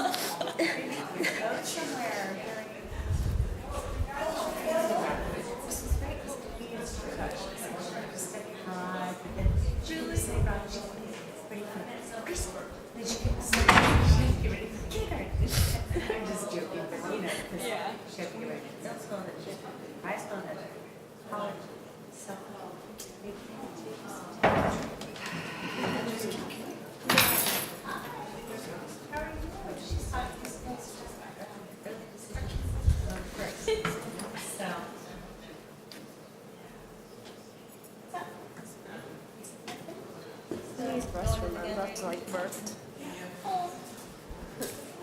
It's pretty puppy.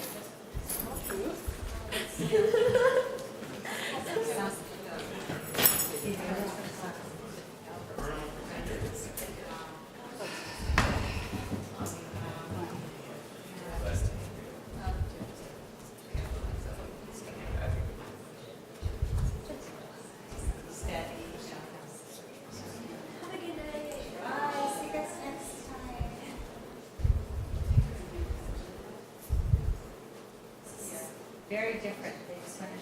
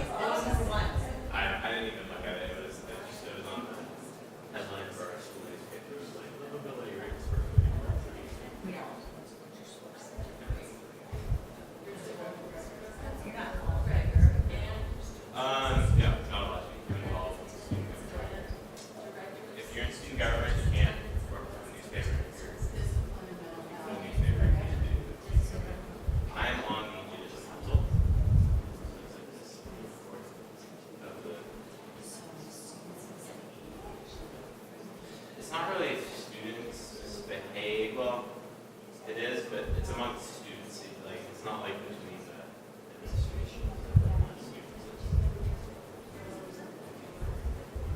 But not really like it's more like student clubs. If they misuse their funding, if they like student elections, if there's like fraud in elections, if there's fraud in student fees, and you use your club money inappropriately. Yeah. That's not a appointed position, so it's like you get nominated, it's interviewed.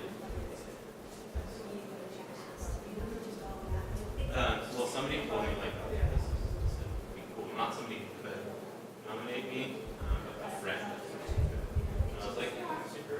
That sounds awesome. An equal person about me, and then I ended up getting nominated and finally got it. So, okay, technically, it's not anything yet. Tomorrow is the vote because there's a week period. It's the last week's meeting. They kind of announced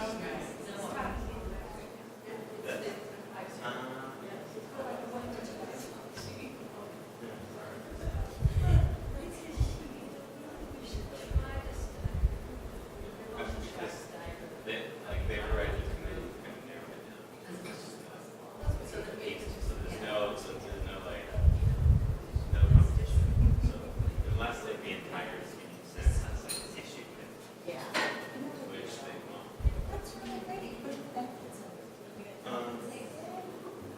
I think there might be like a small get a gavel, get a look.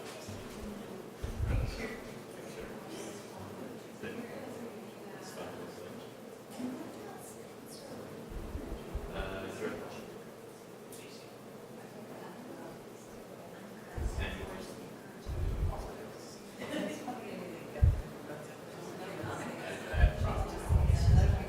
You'll see him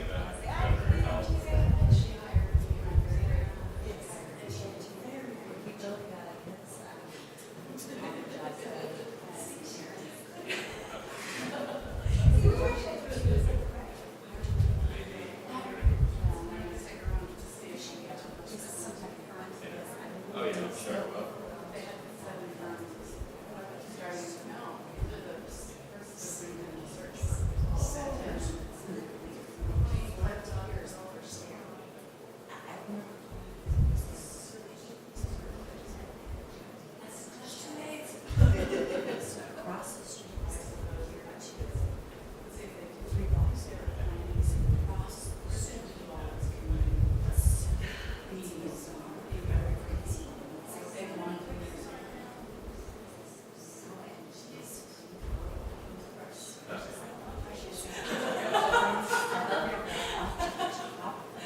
That's kind of they designed it that way. It's weird to be there.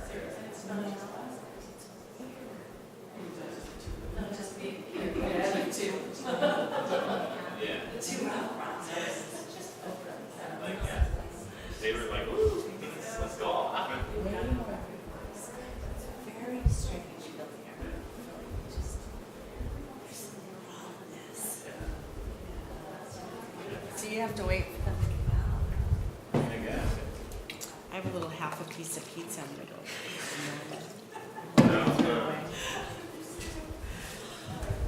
Did you watch the interviews with the search firms? Oh no, I wasn't yet. I just got here a little bit ago.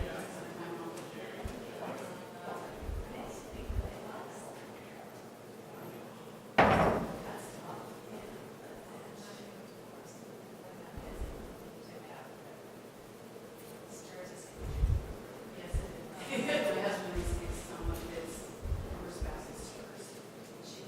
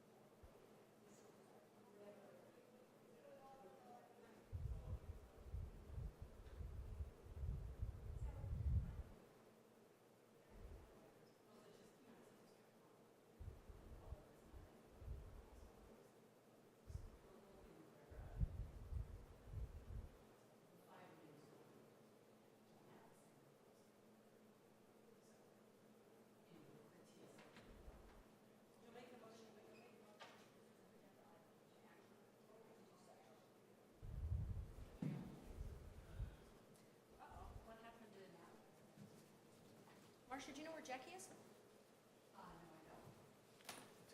She probably figures there was no way we'd Probably be out trying early. to, thinking that we're going to take an hour. Yeah, exactly. Oh. Get some of your water.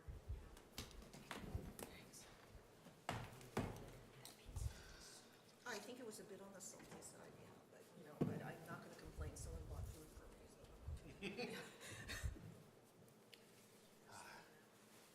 Sure.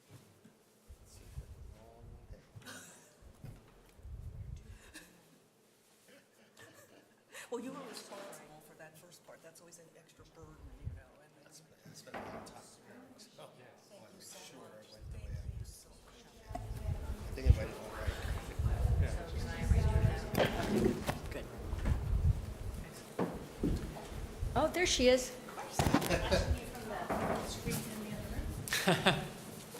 Surprised we're back already.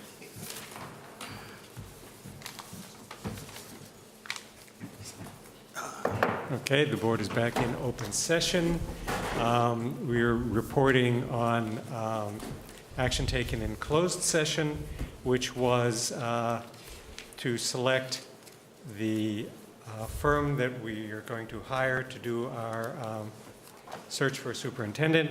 The board agreed on Ray and Associates, and now we need to ratify this decision in open session. Do we have a motion? I'll move that we ratify the decision to hire Ray and Associates for our superintendent search. I'll second. All in favor, say aye. Aye. Aye. And that does it. That brings us to board and superintendent comments. I'd like to make a comment because I know this may echo something that you're going to say as well, Ron, but after hearing everybody tonight, because I think that if I weren't sitting here, I would have been out there with parents talking about trying to find a solution to the problem with class size. And so, knowing that we were bowled over by enrollment this year, and that we have a lot of money stuff to talk about, I think it's time that we began the discussion and got this on the agenda. So I'm going to suggest that we put class size / AIDS issue in K3 on the agenda. Yeah, I agree. I think we need a staff report so that we have some real numbers to put on this. And then we can have a full discussion around that. It's not a board decision, really, but the board should give guidance to staff. It's guidance, and it's really, it's something of policy, how Yes. we treat our kids. Right, but it's not an action item, but I think we can have a board discussion and a full, and then it will be on the agenda, and we can have an actual dialogue with people who want to come and talk about it. I think that there's two things that, this is fast turnaround. Not only do we need to look at class size right now, but what are we going to do for it next year and the year after? Because the notion that we're going to be able to build a new school and have it open, in a couple of years, that's just not going to happen that fast. So we have to, I think you're going to have a series of reports from us. First, short term, what do you want us to do now? Secondly, what do you want us to do for more of a long term? Yeah, and I think we're going to be talking about a parcel tax pretty soon. Mhm. We've heard a lot about the Berkeley parcel tax, which supported small class sizes, and I think there's probably likely to be a lot of support for that in the community, a similar thing. So we need to discuss that. As long as we don't make promises we can't keep. Yes.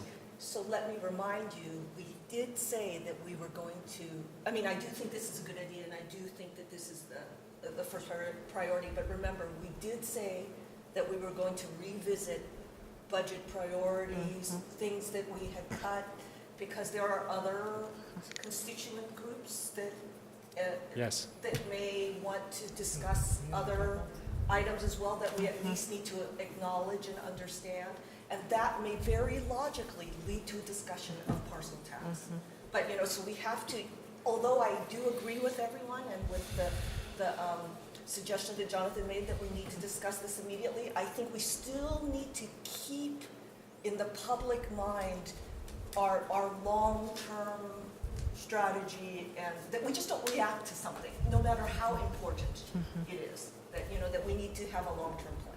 Agreed. I agree with you, Pat. I think that we should react and at the same time not simply react. I don't know if that's Yes. Essentially what you're saying. I but yeah. completely agree, But Board I Member think we Knight. should be responsive. But at the same time, we do have that long term, and we said we were going to have that discussion as well. So we need to make sure that we will have the Yes, we do. overall priorities discussion soon. So we will talk about that in our agenda meeting. Thank you.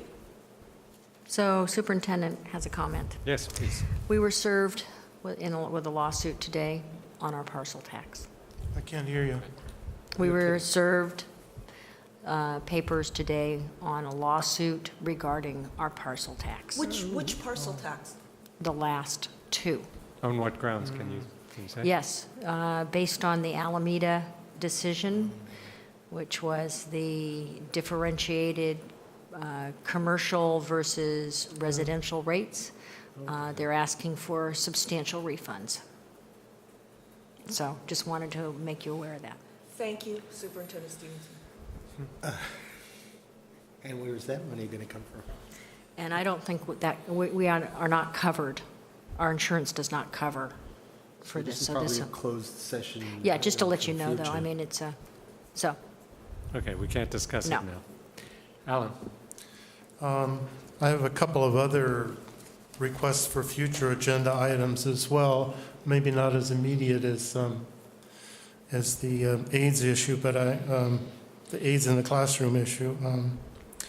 But we just had a presentation on the career technology, and I would like to place on the agenda, we have an already, most of a very good report for the Build Leads program presented last week for the grant.